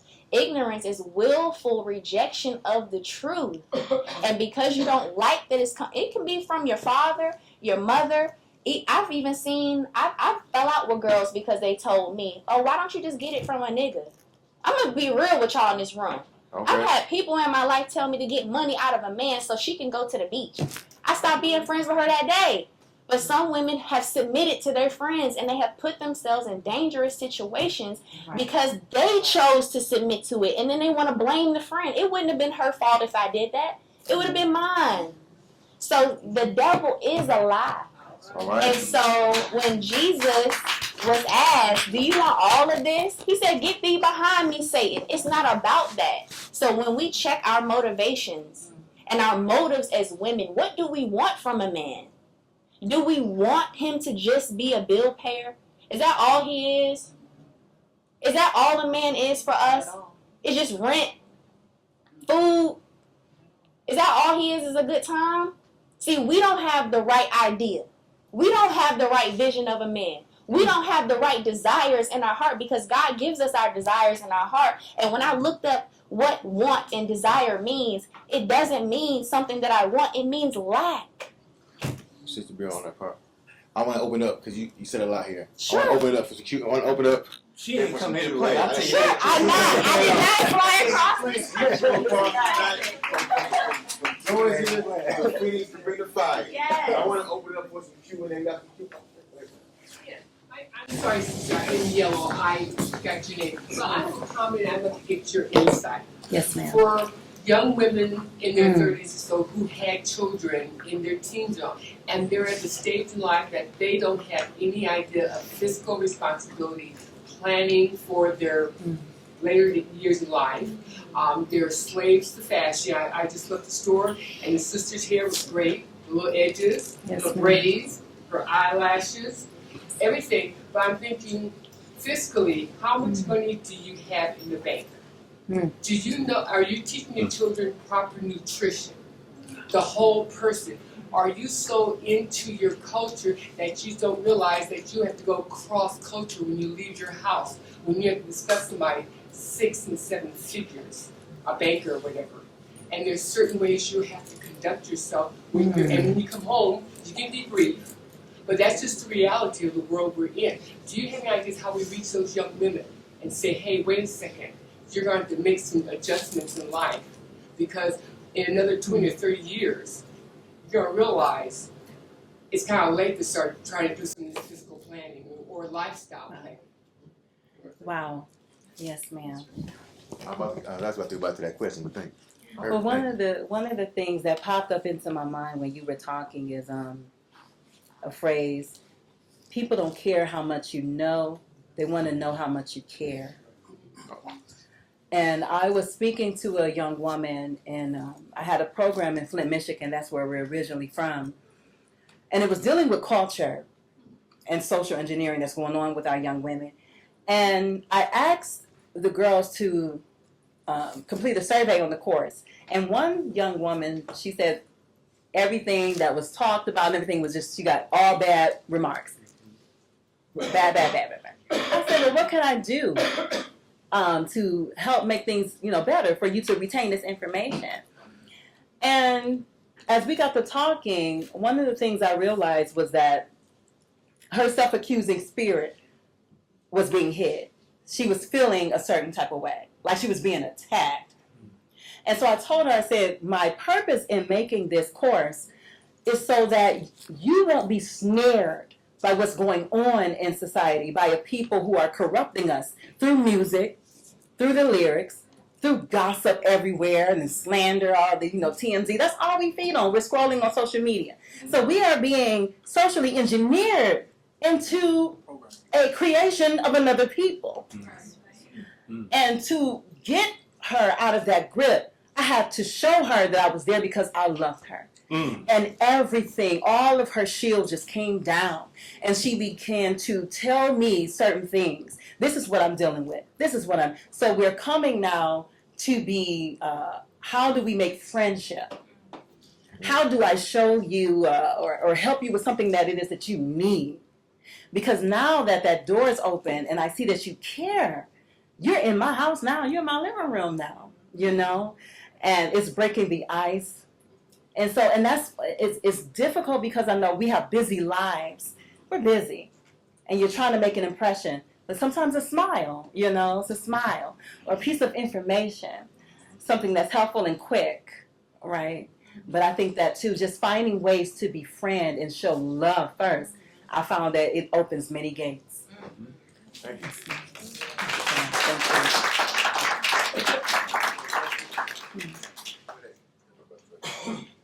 My question, please, with children.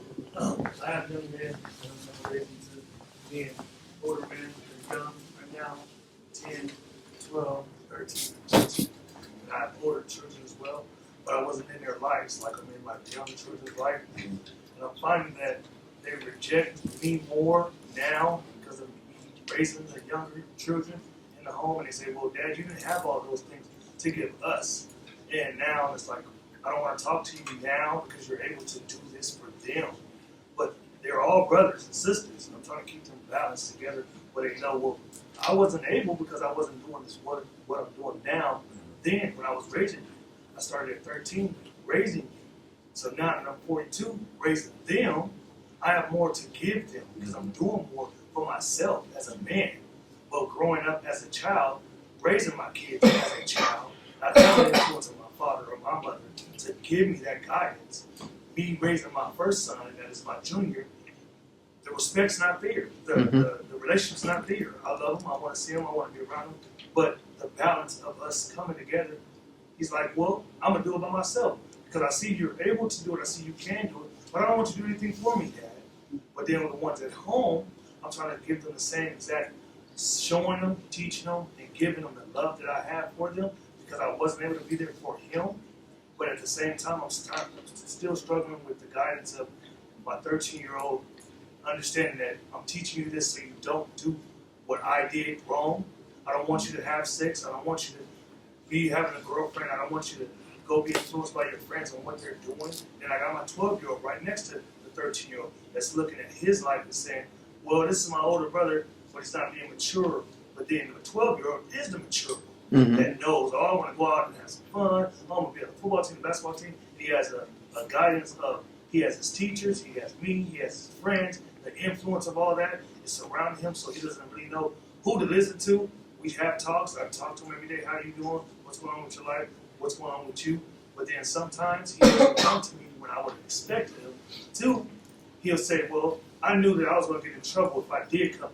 And I say, that means you know better. Mm-hmm. So then when you go into your teacher or your guidance counselor, they're still calling me because they're going to still tell me what you did. I'm going to still find out. I wish you would have came to me first. He just says, well, I know what you would have done. I know what would have happened. I know that I'm going to be in trouble. And I got my 10-year-old that's watching the 13-year-old and 12-year-old. And then he's saying, well, I don't want to get in trouble. I don't want to do what they're doing. But my question to you is, where do I come back to? We all have the same understanding because I am raising boys and I want them to be young men. And I'm trying to set an example. But at the same time, my words are heard when it's bad. But before it can get bad, you heard me, but you didn't listen and abide by what I wanted you to do. You still did yourself. I always tell them, you're trying to be grown. You're trying to do what you want to do. You know better, but you're doing what you want to do to satisfy yourself. But now you're in trouble. So you still have to come back to me and say, hey, Dad, I'm in trouble. I need your help. But if you came to me first, before you even got into any trouble, you wouldn't have had to worry about it. But that's what I'm having. The problem I'm having is communication. We talk, I'm listening, but do you think I hear you? Because I'm hearing you, but then you get in trouble, you go to someone else, they find out, they tell me, and I still have to iterate the same conversation of, so why didn't you listen to what I was teaching you? Mm-hmm. Any advice on any of that? Well, first of all, what you're doing, the fact that you're in their lives, the fact that you continue pressing, you haven't given up, because you know there are times where fathers would just give up and say, you know what, I've taught you all that I can, and poured into you all I can, you're on your own. But you haven't done that. You're staying in there. So I commend you for pushing it. We don't get it right all the time. We make mistakes. It's all a part about being a parent, all a part about learning and learning the nature of our kids and who they are. I think that just as you pour into them with regard to the negative things that they do, you need to pour into them with regard to the positive things that they do as well. I think you have this space for which they are operating in, and having those conversations about what do you think would happen if you step outside, or basically step outside of those boundaries that have been set for you, whether they've been set by society or whether they've been set by you, so that you can kind of get an idea in their head of what they think their boundaries are and what happens if they step outside of them, because that might be a conversation for you to have. Because sometimes kids, they'll face an issue and you can go down path A or you can go down path B, and one path is worse than the other, and they'll specifically choose the one that's worse than the other. Sometimes you're just hard-headed. You just got to learn. Like I've already told you, and you just got to learn on your own. There are some kids that are like, in general, that are like that. But I think clearly laying out for them the fact that you're there, that you love them, you're having these conversations with them, you're trying to create this environment where they begin to open up. And so I don't know how you respond when you get those phone calls from the school that say they did it again, or you get those, it's how do we respond? And parents respond different. Example, my son got a DUI when he was like 17, smoking weed, out there just doing crazy stuff. Come get me out of jail.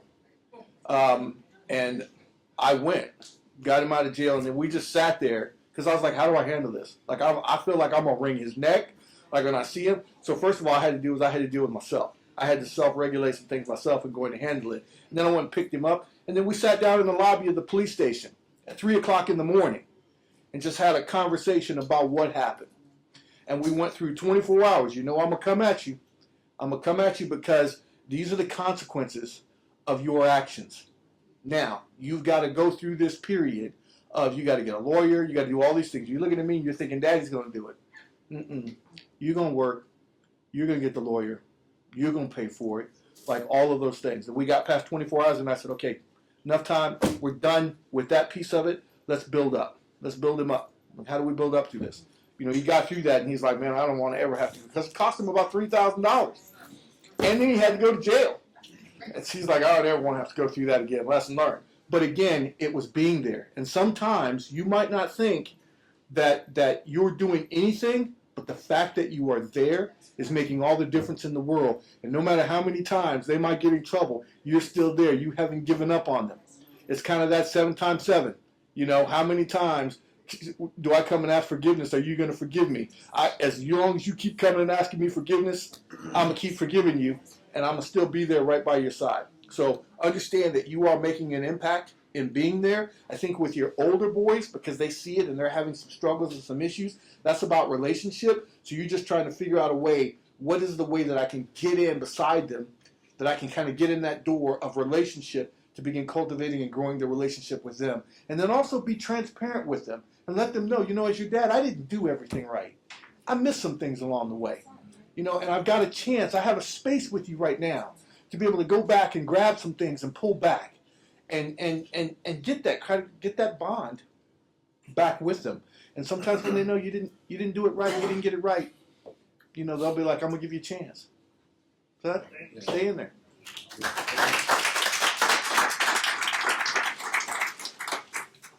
Peace and blessings. So I also want to add to that as well.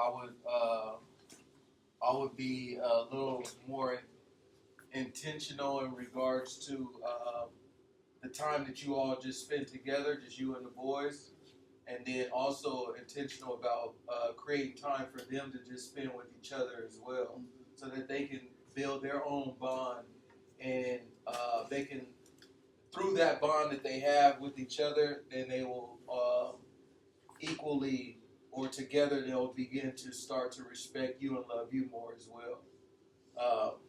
But of course, I don't have all the answers. I would just say try that also. You got to answer though. So for the panel, I know there's been a lot of talk about raising boys, but I have 2 daughters, so I want to hear a little bit of advice from the young ladies as well as my brothers in regards to daughters.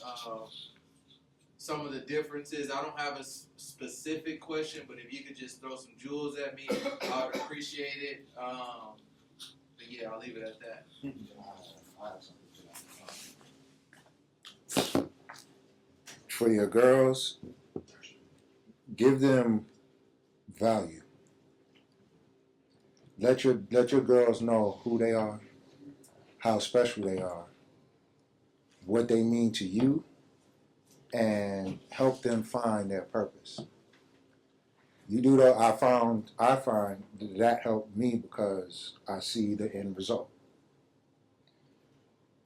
You know, one of my daughters, my oldest daughter, she's fine, she's good.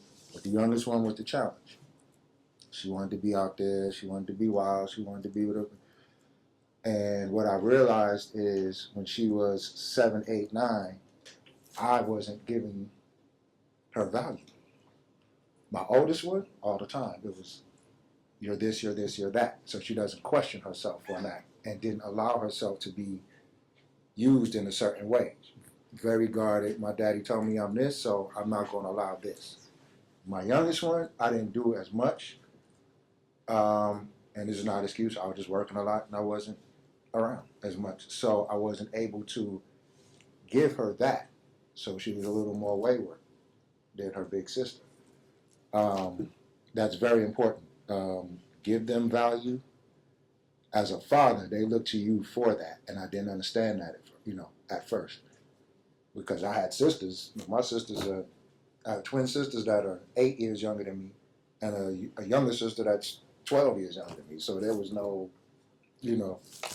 we barely kicked it because it was such an age difference. So I didn't really understand girls like that. And then I met, their mom young, so I didn't get a chance to do what a lot of guys do, with, racking up the females. So I didn't understand female nature and understanding that I was the first love, everything in a girl's life. And you notice how your kids look at you differently. When you have a boy, you're gonna look at you differently. When and if that time comes, Miss Wifey. But that's give them value. Let them know how special they are. Put all of that into them so they filter the boys they meet and the guys they meet. They filter through that. If my dad says I'm a princess, so to speak, right? I'm a princess. I didn't teach my daughters they were princesses because I didn't want them to have this false idea of who they really were. But what I did tell them, like I said, I gave them God in their names. So this is who you are. You are a vessel, and you are an extension of a very powerful being that created all of us. So you want to carry yourself in that manner. That's who you are. To me, you're this, that, and the third. To your mom, you're this, that, and the third. To our family, you mean this. Once the girls are secure in that and understand that, you won't have to worry about them being out there like that. At that point, it's just maintenance. Right. You there, you showing up when they need you. You're the shoulder. You're gonna have to be dad. You know, the crying on the shoulder. You're gonna have to. The boy didn't like me, so I'm ugly, and you know you're gonna have to go through that whole thing. And being solid, my brother, being solid in that, and saying no, that boy didn't see the value in you, but I see the value in you, and this is who you are. And as a woman's nature, you have to remind them. You have to constantly remind them until they're on their own, and then you, by that point, they're pretty much flying, depending on their own sense of self. But our 30-year-old still calls us 4 times a week. That's a blessing. She tells us, you're my safe spot. You're 30 years old. Don't you got to do it? But I never said that to her. I want to be that if I can. You go to him for what you need because that's who you're with. But dad ain't going nowhere. You see what I'm saying? So she understands her value. She knows who she is. She loves being a mom. She was raised by one. So she knows. And she knows that as her father, I see nothing but value in her. I see beauty in her. Yeah, I see the other stuff. Everybody, human beings. But I see the importance of who she is, and I tell them all the time. I constantly tell them. And that's my experience. So that would be my piece of advice for girl dads out there. Give them babies value. Give them girls value so they're not looking for that in someone else. Give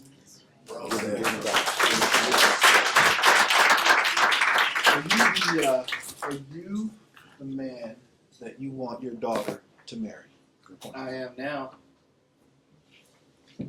And that's how you continue to treat her. She see you as your first love. When you're the first one to open the door, so she's got the expectation somebody's opening the door for me. You're there. You're the stability. You're that stable person that is in her life. You're having those conversations, talking to her, sitting in that space.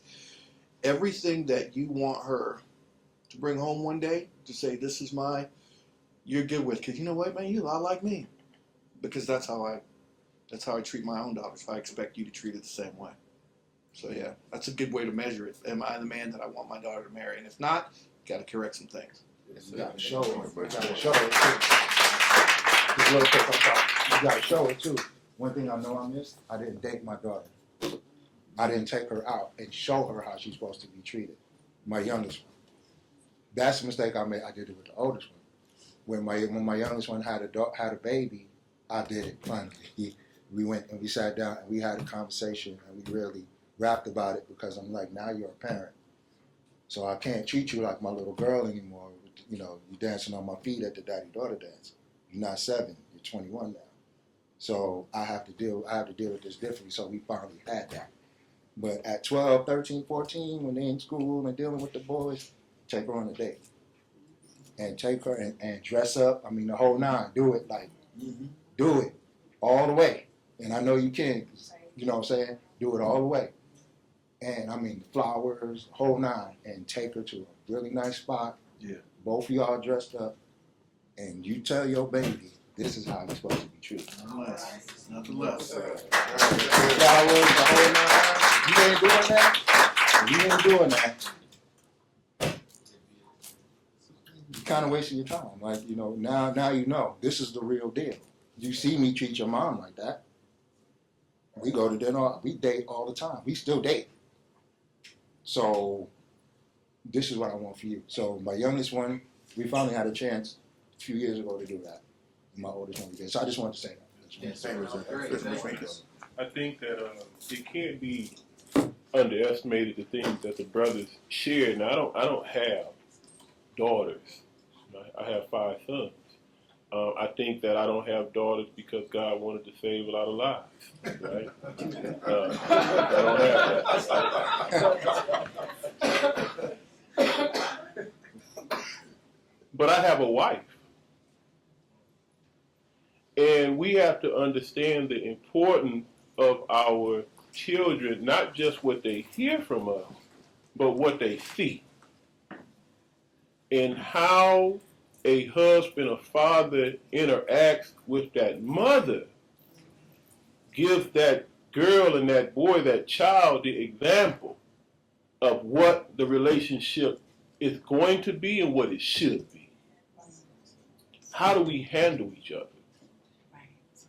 Me and my wife, we went through something that could have destroyed our marriage. Our children didn't see the gravity of what was happening. I think the worst they seen, she hit me with a bow. 22 years, a bow. She hit me with a bow. It was a bow, like a bowl. You eat cereal out of.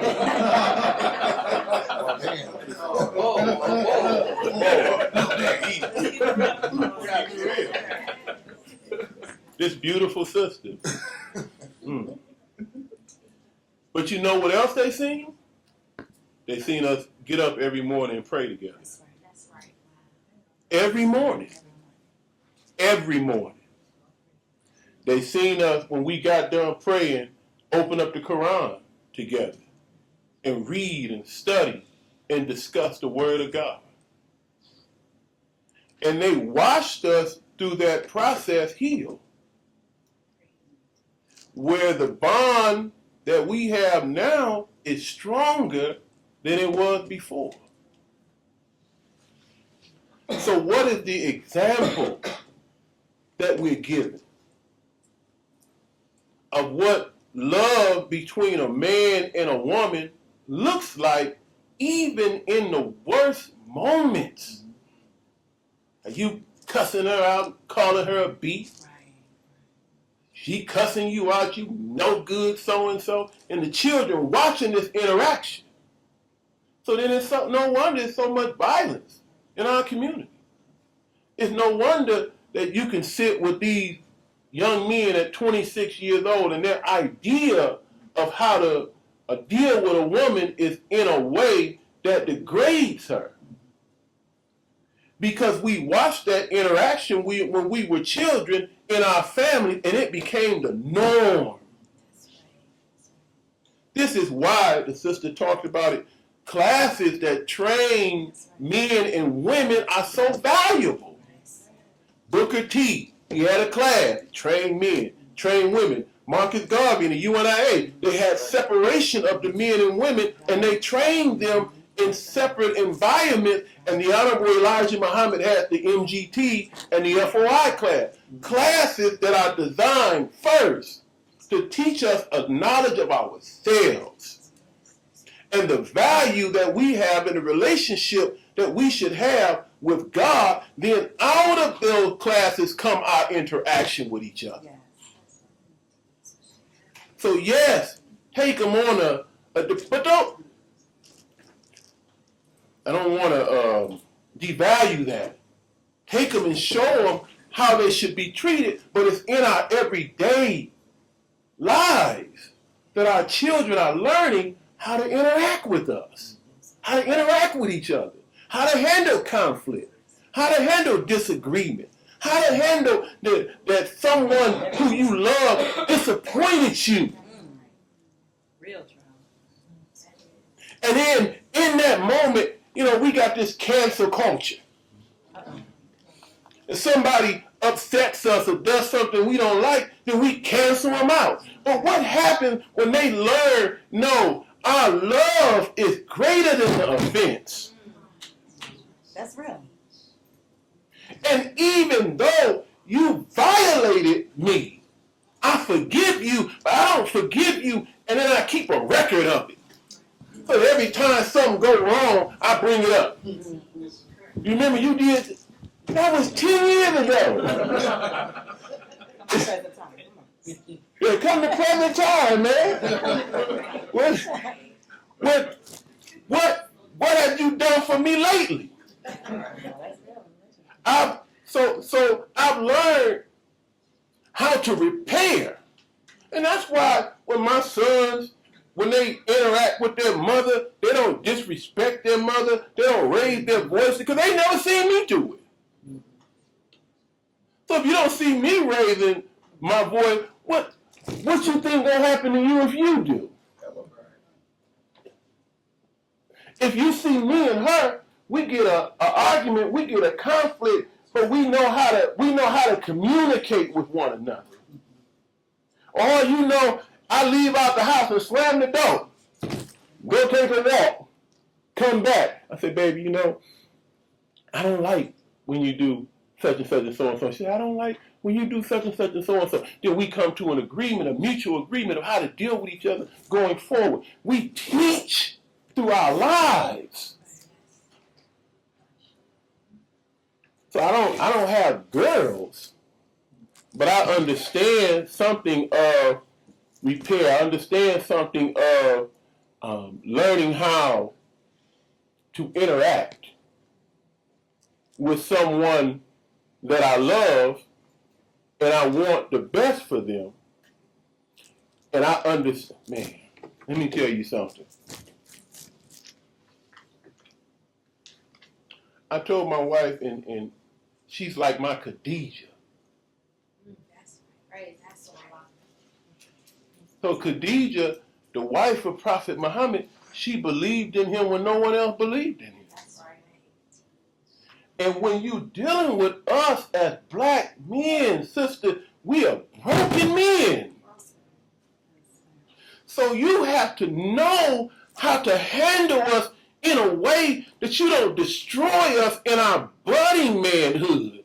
Right. But that you can see, because you already see the potential. We messed up. But you see the potential in us. Right. But then how do you nurture and grow that potential out of us so that we can become the man that you desire for us to be? That's right. That takes wisdom from a woman. That takes patience from a woman. That takes understanding from a woman. That takes forgiveness from a woman. And I know the value of that because I know the experience of that in real time. So that when people see you, they don't see you in that broken state.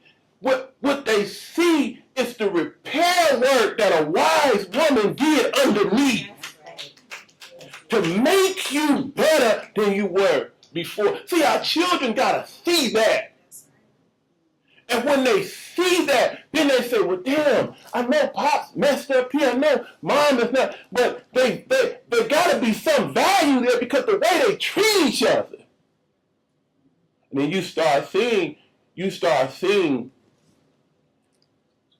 God develop in your husband, God develop in your wife, and the relationship becomes something that feeds you both spiritually.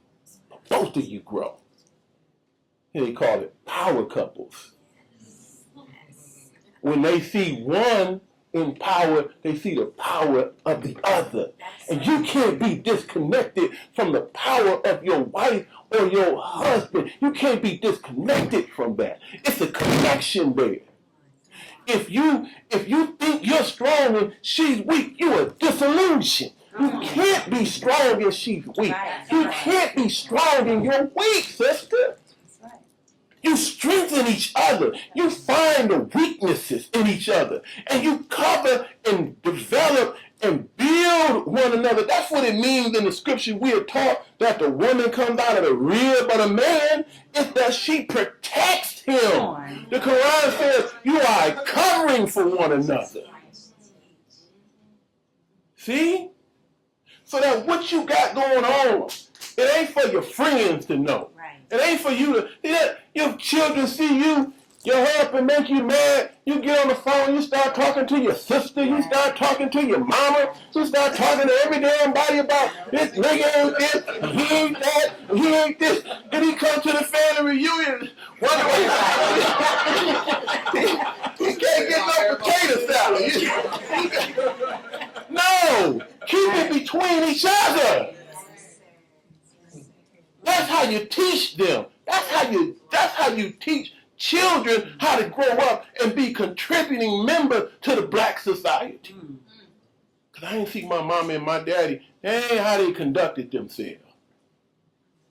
And then after that, when you got love like that, we watching our oldest son now. Now he's contributing to the community. When you got love like that and a bond like that and you got that kind of relationship with each other and your children see it, then they grow up now and they go out in the community and that's the example that they know, that's the example that they show, and that's what they start to build. So we start extending now. You see? I wanted to share that because we struggle with our relationship and interaction with one another. And then we look at our children and we wonder what's going on. It starts with the parents. You see? Yes, sir. Yes, sir.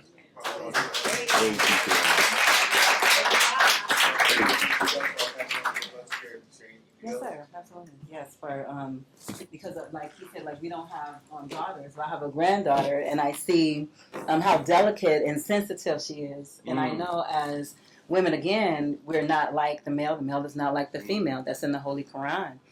But as a woman, you only have one chance to lose our virtue. You only have one chance.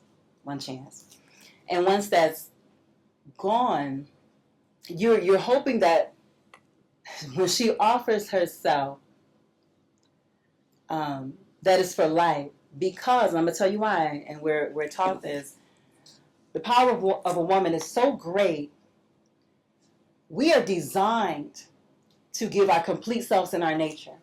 And we're designed to give it once. So when it's broken or something happens to us and we get damaged, it takes God himself to bring us back to life. So the protection of a man is so important, to guard your daughter. I was not blessed to have a father in the home. I had a stepfather, he was in and out, but I didn't have my father.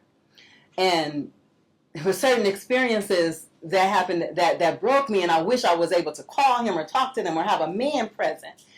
And so we grew up in an environment where, like, my mother had to train me. She's like, when you go out, you have to walk fast, don't stop, talk, and entertain. And psychologically, what it did for me was cause me to see our men as, in the light of me being prey, and that they were preying on me. And so, the psychological, what we have to deal with is what we need is men we can trust. It starts with the father. When we can't trust men, that trickles to God as well. It trickles to God. You have to learn to trust God. Because the first representation, like the mother is the first teacher, the man is actually the first representation of God in the house. Because a man maintains and a man provides. God maintains. God provides.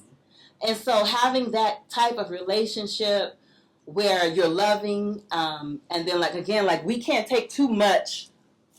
Women, we are very sensitive. Like my husband said, he doesn't raise his voice and the stern and correction and things like that. We're taught, the mothers discipline the girls. Fathers, y'all can break us, had an experience. My stepfather, he was a little bit too heavy-handed when he, it was like, whoa, my mama don't do none of this, okay? It was only one time by the grace of Allah. But it's so real. And so even when you're talking to your daughter or your flower, because women, we're flowers, we're very delicate. We have to be watered, and you can't be harsh with us because it can break us. Men and when little girls, very, very affectionate and naturally consolers of men. So daughter, when she sees a man in distress, she's, oh, Daddy, what's wrong? Or can I get your slippers? Or can I do this and can I do that? Girls love to do that. They love to try to help their fathers or the men in their lives. And so just to keep that spirit within her, just be very vigilant, very careful, and mindful that she's very precious. And when she goes out into the world, she can only give her virtue once, but it can be restored again. I've been through a lot of things, and only by the grace of Allah, God, that I am now again able to tap into my feminine expression and get that softer side back. But like I said, it's very delicate, and it can only be given away once. So that's what I would say.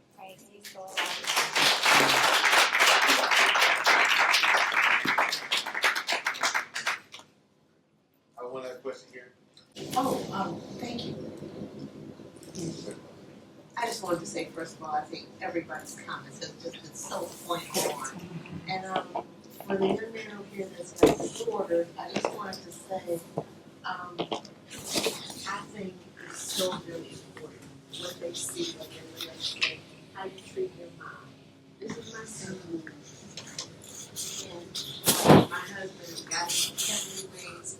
It's almost been 7 years now. So when he was a young man, only 19, and so we moved from Chicago here, and we just been, sort of making it work, and it's all been good. But I just wanted to say, in like 2007, I got hit by a car. I was crossing the street as a pedestrian. I got hit by a car. I was here really bad, and y'all can look at me and see, praise God, praise Allah, that I am here and doing well.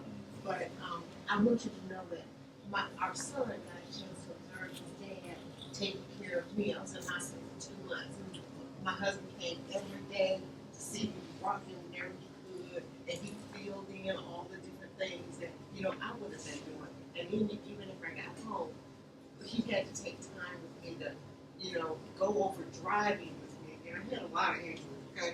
And it was just a long process, but our son got a chance to observe that. So now that his dad is not here to do those kind of things, he really feels it. He helps me so much, and I don't have to ask him because he knows that's in his spirit. And so that's what I think is important. How you treat your mom and the other women, your grandmother, your aunt, auntie, you know what I'm saying? I think that's very important. And I think once they see that, like the gentleman said, the ladies said, they will know, okay, we do this, he ain't even halfway near what my daddy did. So that's what I just wanted to share with you. I don't want to belabor the topic, but it's like my biggest passion as a man is the father of my daughters. My biggest evolution in life and biggest challenges have been my daughters. The first thing I learned was that they're not their mother. I might be a good husband, I might be a good father of my sons, but it does not mean that I'm going to be a good father to my daughters. And what I learned was that the man that I was not linear. I had to learn who they were. First thing was get over it, was not an answer of anything. So, and once you start understanding who your daughters are, you're going to find primarily aspects of your wife. Secondary is you're going to find aspects of yourself. And once you find out that combination in your daughters, you're going to understand how to be with them. I can't be the same with both of my daughters. One is more like me, one is more like their mother. But once I understood that, I could take that approach better to get them to understand what it was I was trying to convey to them and the time that we spent together. When I go on those dates with my daughters, one might want to go to the movies, the other one might want to go shopping, but it wasn't the same. So my biggest thing I had to learn was that they're not, just because they're daughters, they're not the same. Just because they're daughters of their mother, they're not their mother. And just because I'm a good husband doesn't make me a good man to them. So even now, one of my daughters works for me.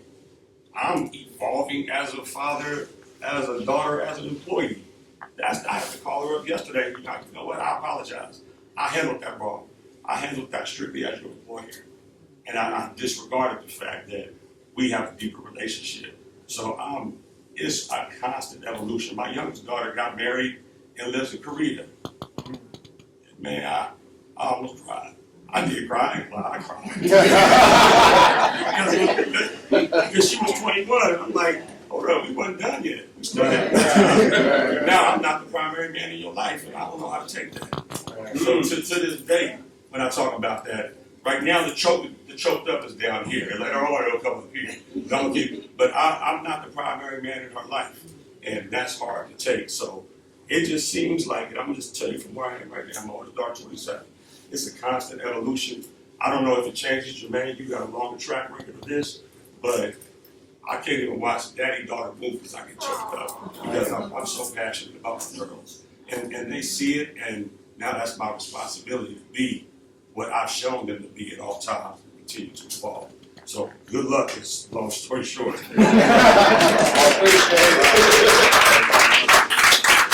we come to a close, I want to give a big shout out to the Fred Happy Gun Club for doing our security here. You can round of applause for them.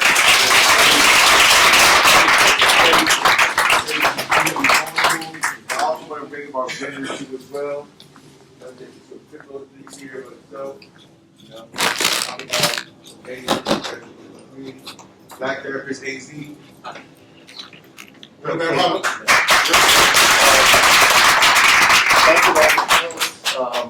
My name is Anthony Thompson. I'm the president of the Black Therapists in Arizona Coalition.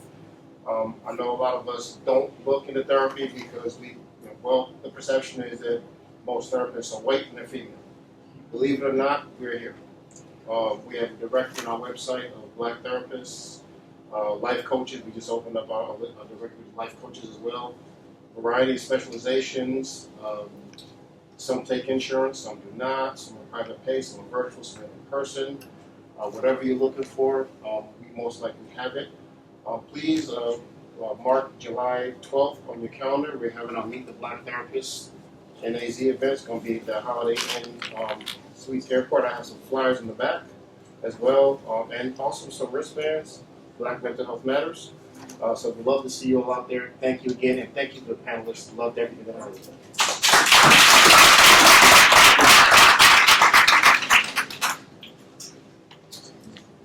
All right. Last words here.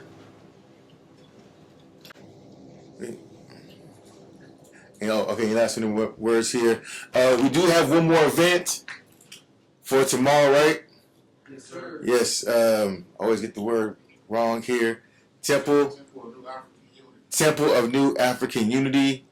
It's going to be tomorrow at 1 to 3:30 at the Modabe Education Center, Ancestral Marketplace. And so, any last final words here for the panel? Right next door to Grassroots. Final word for the panel? Anything? Okay. I would say I know a lot of heavy jewels have been laid, and I've been feeling in my chest too. I know you said it was in your belly. It's right here in my chest. What I feel from being here. But I would just like to say that we are people in transition. Don't be so hard on ourselves. Like, don't be hard on yourself. Give yourself grace and space to grow and absorb, and don't beat yourself up. You know, we all look back, like our brother Jermaine was saying, we look back, oh, I missed that, dang, I missed that, you know. Just start fresh. Just do, you know, what it is in your heart. And, I mean, God can make us new in the twinkling of an eye. Twinkling of an eye. So give yourself grace and space. I just want to thank O.B.F.C. I think we should give them a warm round of applause for this. These brothers are doing tremendous work in the Phoenix community with our children as well as the adults, as we can see on this panel. So, and the only other thing I just kind of want to reiterate what my wife said, and just be patient. Be patient. We are all working. We are not. The cliche is we are not what we should be, you know. But with patience, love, understanding, and kindness, we can grow. We can grow. And this is the process. It does not happen overnight. I just gonna brag on my wife really, really quick. I asked her once, because this woman has been through a lot. I asked her, I said, well, how come you never asked me for a new car or, fine clothes? She said, well, I seen you were on a mission. I'm paraphrasing her words. She said, I never wanted to interfere with that. Never wanted to get in the way of that. And it really humbled me, right? One day I came home. I didn't see her. We living in this shack. And it was a shack. I think I lied for it, but it was a shack. And she said I was crying. I'm saying this for my brothers. Because of the condition of our home. And I went and I prayed. And I asked God to bless us so we could get something better. I think I said that prayer on Thursday. On Friday, she got up. She found a house. I think on Monday, we paid for it. And by that Friday, we moved in. I'm not saying that for applause. I'm saying that to say that if you are patient and you are in love with one another, the love that you have will produce for you what you desire for your life. Don't abort the process. Be for each other like a stepping stool where you just kind of boost one another up. Because if she would have took a different attitude before I could develop into what she needed, she could have crushed me. But because of the attitude that she had of patience and then trusting God and pouring into her husband, God gave her what she asked for. So what she was just crying for, now she come, nice 4-bedroom home. We ain't got to share that one bathroom with 6 people anymore.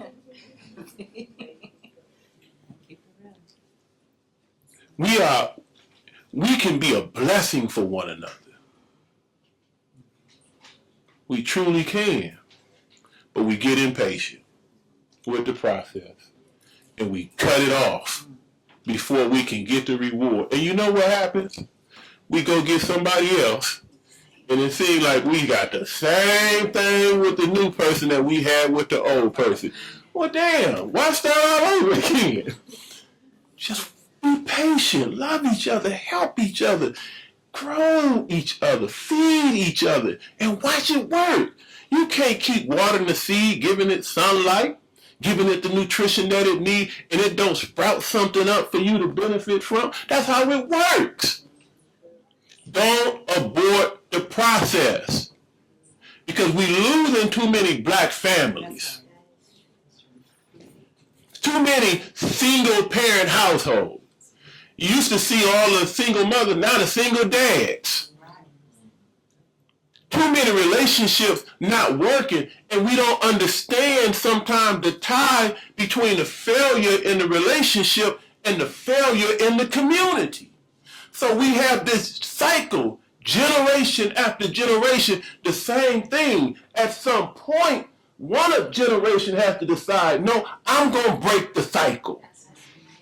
And from this point, from my family, from this place right here, we're going to develop the 30-year marriage, the 40-year marriage, the 50-year marriage. And we're going to teach our children how to do the same. Other cultures and communities are built on the ties and the strength of family. I just went through ASU the other day, and I seen all these Indians from India graduating from ASU, but I seen the father, I seen the mother, I seen the brother, I seen the sister, I seen the whole family Chinese do it. Everybody does it. But we haven't understood the value of the black family. And when we understand the value of the black family and to fight for it. Fight for it. That's right. Don't give up on your marriages. Don't give up. Some of you in a place right now where you like, I can't take. Don't give up. Fight for it. As if your life depended on it. And when you fight for it, even if you can't see the light, look like there's no light. My student members say, only light you see is you see a light coming and you find out it's an oncoming train, right? There's always light there. And all you do now is you focus on that light and you build on that. Don't give up on your family. Some of us have given up on our children. Giving up on it. I'm done. Don't do that. Let me say this last thing. I've been fasting and praying and stuff. I got all this in me. Don't give up on your children.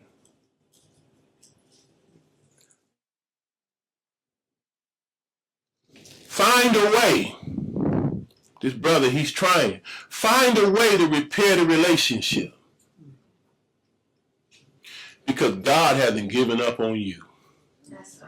And you know, I know that there are things in our lives and there are things that we've done that we need God's forgiveness for. And every time we ask, he forgives us. It's things you've gotten in your life that you know you didn't deserve it. And when you get it, you humbled by it because you know the way you live your life compared to the blessing that you receive, they don't measure up. Well, we got to be for each other what God has been for us. Be merciful. Be kind. We've been through some stuff, man. Some of us been through trauma. We've been raped, we've been abused, we've been molested, we've been mishandled. When we come into each other's proximity, we don't need to be beat up, we need to be healed.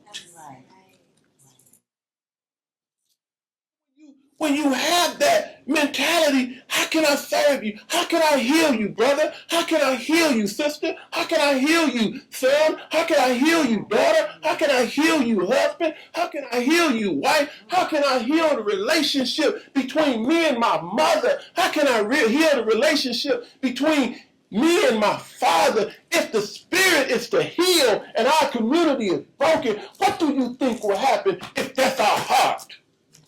I want to heal you. Economics wouldn't be no problem. Education in the school wouldn't be no problem. Violence against one another wouldn't be no problem. Because we all like doctors. Because you know you in a hospital. And you know we all sick. But when you go there, they put you in that intensive care unit.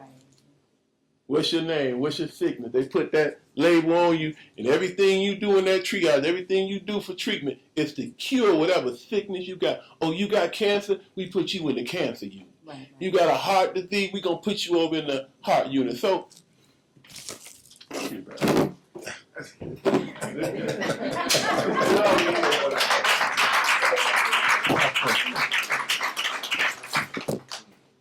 just real quick. Christ said, physician, heal thyself. That's right. So we have it within us to do what we need to do. That's right. To be who we need to be. And become who we need to become. If Christ could look at us and say, physician, heal thyself, that's all that needs to be said. Come on. You can heal yourself. Go ahead. I want to thank the O.B.F.C brothers as well, man, for the invite, for the opportunity to come up here and talk about my experience, our experience as a family, as a husband, as a father. It's always good to express that, and it helps me and grows me as a man. I didn't really start that manhood journey until I got married. That's really how it works, brothers. You know what I'm saying? We don't even start on that journey until we have to take care of someone else. That's right. Until we have to raise someone else. That's right. Then we understand manhood. We know malehood real good, but we understand manhood once we go through those processes. And like the brother said, it's day to day. You know, we got to 28 years, day to day. Did we always agree? No. You know, did we argue and fight sometimes? Of course. You know what I mean? But you have to come to a point to where communication trumps all of that. You know what I'm saying? And when you communicate with love, with patience, like the brother said, with understanding, with yourself out of the way, and just allow what needs to be fixed and healed and talked about and discussed to be done. For you in particular, your oldest son, I was sitting here thinking about that and how the difference, how he's feeling about how you are with your youngest sons. You're gonna have to rock with it. You gotta raise his own son. He's gonna have to rock with it, and exactly, and then y'all can discuss that along the way. You gotta worry about them. Just be there. That's all. Just be there. The door's always open, and that's it. Because that's all we can do, really, as parents, is once we give that information, and they see how we live. Of course, they see every day, but they still want information. Once they see, you got to let them go, and that's it. And that's the hardest part. Like my brother Henry said, that's the hardest part because you know your children. So you know, okay, he's going to bump his head over here. She's going to do this. She's going to. And sometimes you got to let them do it. That's being a parent. Experience is the best teacher. There you go. And then when that phone ring, answer that mother. That's it.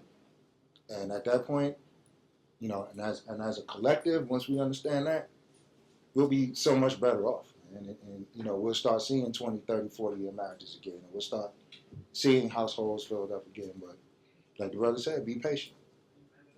You know, always be ready to forgive. I think that's the biggest thing. And then we date still. So you keep that going too. You know what I'm saying? But yeah, always just be there. For whoever is in your sphere, be there.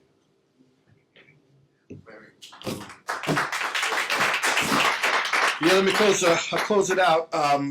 First of all, I appreciate OBFC being brought into this space. I've always appreciated OBFC and the work that you're doing in the community. Absolutely. And how you're reaching in the community, and those roots are growing in the community. And I look forward, along with Man Cave, with our Fatherhood Project, to doing more work with you. So let me close with this: to the brothers, to the fathers, to the male role models, to the men that are in here.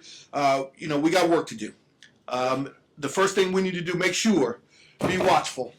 Know what's going on in this community and how it's impacting your families. Know what's going on in your family. And how it's having an impact. That's the understanding the nature part. So be watchful and watch out for one another, but know what's going on. Make sure you stand firm in your faith. Make sure that you are guided by something that's greater than you. God has taken me to places that I've never thought that I would be in, and has led my families to places that we never thought that would be. But in my weakness, He is my strength. And when I'm broken down, He builds me up. But I'm not afraid to go to Him and let Him know, even though I know He already knows. When He asked Adam in the garden, where are you? He already knew what you had done. He just needed for you to say it. So make sure you stand firm in your faith, stand firm on that faith, and lead your family in the faith. And then third, act like men.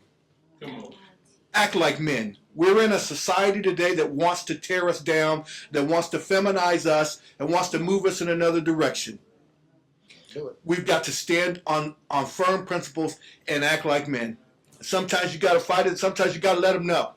No, this is the direction that I'm moving. This is the direction that I'm moving my family. And no thing or nothing is coming inside of that to break that down. And finally, be strong. Be strong. Because we've got to be strong in all of those things. We've got to fight a lot of demons trying to attack the black man, especially the one that's the father, that is the head of a household, that is sitting in that position, because the adversary knows if he can tear you down, he tears the family down. Come on. And quite frankly, I'm sick and tired of seeing kids running around. We've got a boy crisis in our community. We've got a boy crisis in our country. We've got a boy crisis across the world. Why? Because fathers are not showing up. We've got to show up, and we've got to trust in one another. We've got to depend on one another. We've got to lean on one another. We got to do more than just say, "Hey, what's going on? How you doing, man? I'm good." No, we got to stop in that space, and if we're not doing good, say, "Brother, I'm torn down. I need some support." We need to be real with one another as brothers first, because the sisters can do it. They can go into a space and know everything about one another, the family, where they're going, how they're going to go about getting there, and all we know is what you did, what team you like. No, we need to support one another. So do those things. We'll be good.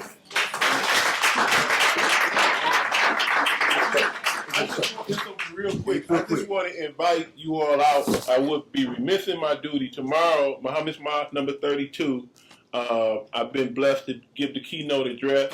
The title of the lecture is "Who is Jonah and Why is He a Sign of Black America?" We want to invite all of you out tomorrow morning at 10 a.m. It'll be over by at, the time. at 12. At 12. So after you leave the mosque, then you go and support our brother at the Temple of New African Unity with OBFC, okay? So tomorrow morning, 10 a.m., invite you all out. Muhammad's Mosque number 32. All right, thank you everyone for coming out, coming to a close. Also, want to get a last minute shout out to Eternalist Media. Has been filming the whole session too as well. If you want some pictures or content, please contact Brother Nikki in the back for all the information. You guys enjoy the rest of your day. Take care. Yes, of course, because they're family. Where we like it, right here? Yeah, I think it's best right here. Right here. Oh. Everybody.